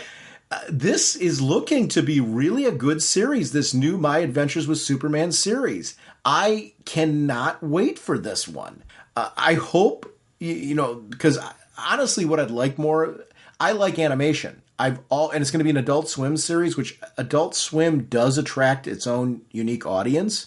So I like this being a bridging series where this is like another crowd that could potentially be getting into DC superheroes. It looks fantastic. Like, this is nice because this preview is a lot of action, a lot of motion. We get to see what Superman looks like. I like the art styling on this one. Yeah, I like it. Steve Rude's Batman. Dude. Steve Rude's awesome. And yeah, I love this. This is absolutely brilliant, and I wish I had art skills like this. I wish I could create something like this. Batman Beyond's new series shows off Terry McGinnis's upgraded bat suit. I am become a big fan of Terry McGinnis, and it's one of those characters that every time I jump on a new series, I'm reminded how much I like the character. He's one of those that I don't talk about as much as I should because of the fact that I think there's so many characters, that I follow and enjoy. But I've always thought the Batman Beyond concept was cool. It has its own, I don't want to say, I would say cult following of people who are fans of that, Batman Beyond, like that was their gateway. And they really love the character, and I'm glad there's a longevity to him because that was, talk about an era of animation that was great. The Batman Beyond years were some great animation. So I'm glad that comics are continuing this. The new suit looks cool. Like, it's got all the right mixes and feels of the classic with, some new functionality, which looks really cool. Rachel Pollack, the trailblazing Doom Patrol writer, dies at 77, and it's sad to see we're losing a lot of creators, in recent years. And it's, I'm sad to see that somebody who had such an impact on these characters, because Doom Patrol, I will admit, I've been very late to the dance with. The Grant Morrison run, for example, which would have, at the time it was being released, would have been right up my alley. I didn't have the budget for. So I read it later. I've gotten into these characters afterwards. And I'm reading more and more Doom Patrol. It's one of those things as I read things from it, it's time trying to fit it in. Anything I've read Doom Patrol, I've enjoyed. I want to read so much more. I haven't read any of her work with it, but I will admit, when you start seeing this and you see that there's a tribute to this writer, the best way I've always find is to get more familiar with their work and really, that's how you keep it alive, by shouting it out. I'm glad this was posted because I have not read, truthfully, any of her Doom Patrol, and I want to. So I'm going to jump off and read some of that. James Mangold on Swamp Thing. It's funny how as this DC universe is unfolding, I get more excited with the announcements that are coming through, and I hope that this pays off. It seems every so often you see, that's not for this DCU, but you see people jumping off of projects. I'm hoping this stands because this is a director who can deliver an amazing movie. Him doing Swamp Thing, this could be really good. Neat. Again, yeah, I'll be honest with you, I'm not 100% familiar on all the stuff he's done, or actually, I don't really know the name. I was just about to do an IMDb and look up, see what he's been on. You seen a little movie called Logan? Yeah. He's a director. Okay, I'm good.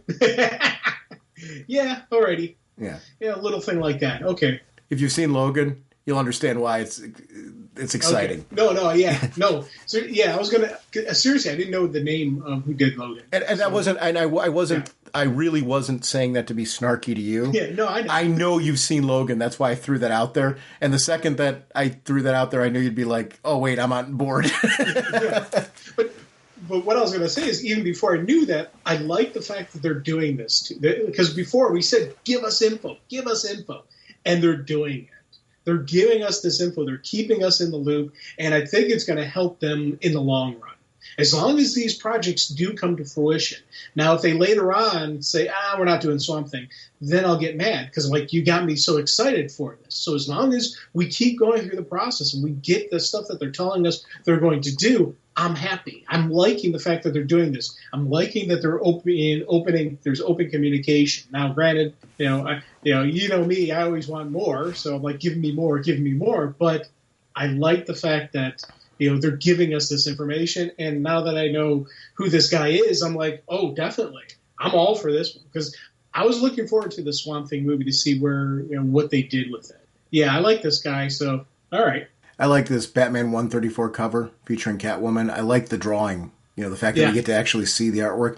I love that we're seeing more of this right now. This is, to me, the best of the internet when you're saying now, hey, through this connectivity, we're able to see stuff like this. I love art. I like to dabble in drawing.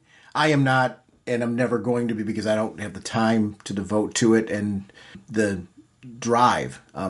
That's one of the things where because I do dabble in some drawing and when I say drawing, I like to doodle, I like to sketch, I like to do things like that. I don't have the talent. What comes with that is a work ethic towards that end goal that you see from this. My reason for referencing it, I'm fascinated when I get to watch the process. because you know that it's just the amount of time that these creators have put into developing their own style, their own sense of how to achieve the end product they're looking for. He draws Frank Joe, it's a great Catwoman. I mean, that's fascinating. Oh, God, yeah. I love seeing this stuff. And again, as I said, I wish I had the skills for this, but I love the fact that you said the time to put into this, the discipline to do into this. Because discipline. It's kind of, that's it. Yeah. Mm-hmm. 100% agree with you. And it's funny, I've heard, I can't remember who, there was a writer who was on the Sirius episode, Sirius radio show Benningtons. It's Ron and Gail Bennington. And they had a writer on there, and I can't remember who it was, but they were talking about just the process of writing and this and that, and they were commenting on how they laugh because people will tell them, "Oh, if I had more time, I could be a writer." Like, no, it's not about having time to write. You got to be able to do it. You got to be able to put the work into it. You got to be able, and it's just this whole creation process. Same thing on the art thing. You can say, "Oh, if I had the skills," no. You got to work for it. Yep. This is, years of discipline, of work, of rehearsal, overdo, redo, fix this, figuring out what works, what doesn't work. There's a true level of commitment that all of these artists give to it. And it's, as I get older, I get more appreciative of artwork. Like, I'll never say something looks bad again, period. It may not be something that's really hitting it with me, or may not be, my choice of art style, but it's still that person dedicated years of their life just to create that piece of, that whatever that comic or that artwork or whatever, they're creating. So I 100% will never say, "Hey, that's not good," because I could never do that because I don't have the discipline to learn how to do this, or the dedication to actually commit to doing this stuff. And I think you need all of that in order to find your voice, right? Because I think the artists that stand out are the ones, to your point, art's subjective, right? So I may love an artist and you may be like, well, that's not, my cup of tea, but is it a bad artist? No, it's just that their voice doesn't match, their voice didn't speak to you. Yeah. But what's important for an artist to do is, and it comes from years of work, finding your voice, finding those foundational pieces that lead to like a certain amount of consistency, as far as of design, but also then that you can build off of and constantly improve. I'm always fascinated where, my favorite artists are people where you'll see something of theirs, 5 years ago, and you're like, well, that blew me away then.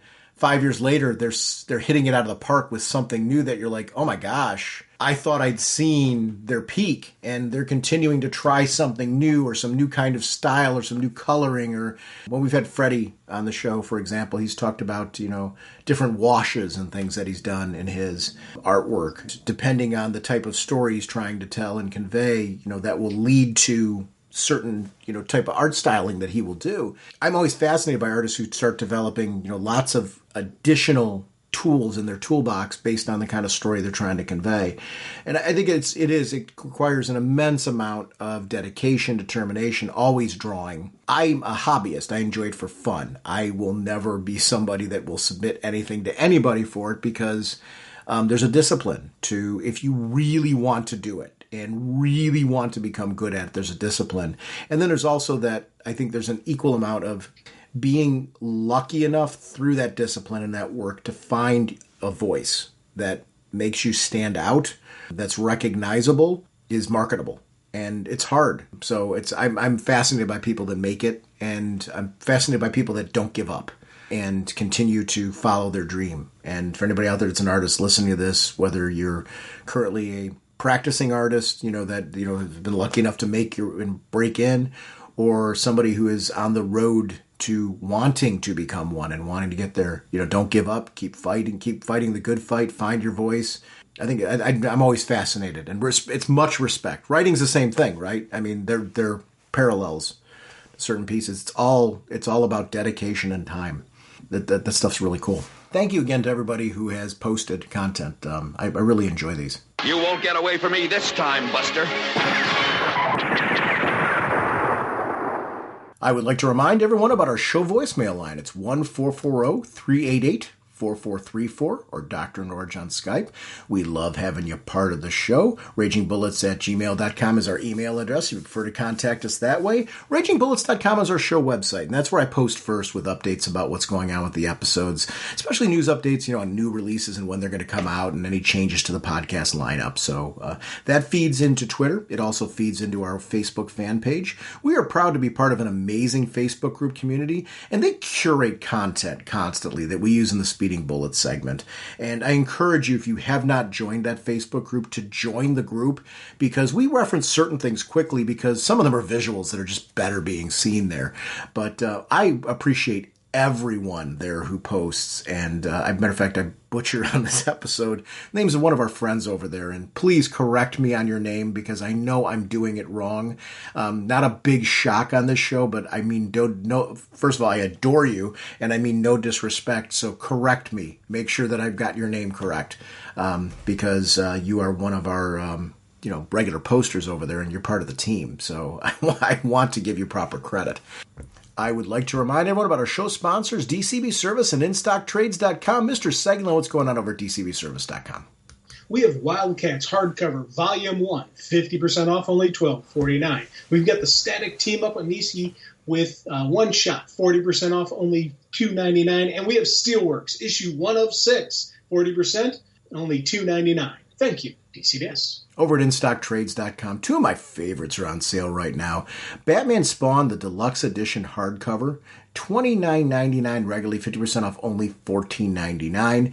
And DC vs. Vampires hardcover, Volume 2, $24.99 regularly, 50% off, only $12.49. I want to thank DCB Service and InStockTrades.com for continuing to support our show. Jim, our next episode, we're going to be back and talking about DC TV. We're going to talk about The Flash, we're going to talk about Gotham Knights, and we're going to talk about Superman and Lois. And just talk about where we're at on that and our feelings about the current seasons of these particular series. So we will see you next week. Bye. All right, you guys. Are you ready to sing your song? I'd say we are. Yeah, let's sing it now. Okay, this should be fun. Now get ready for your cue. Okay, Sean? Okay. Okay, Jim? Jim? Jim! Okay.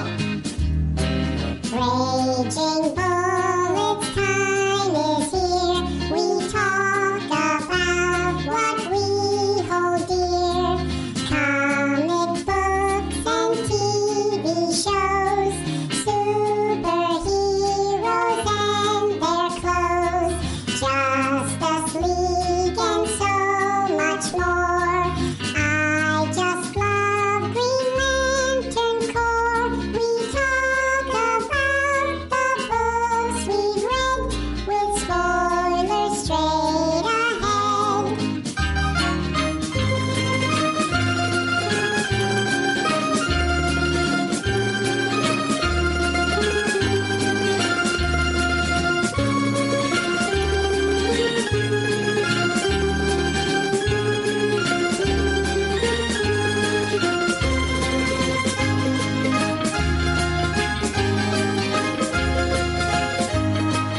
Okay, fellas, get ready.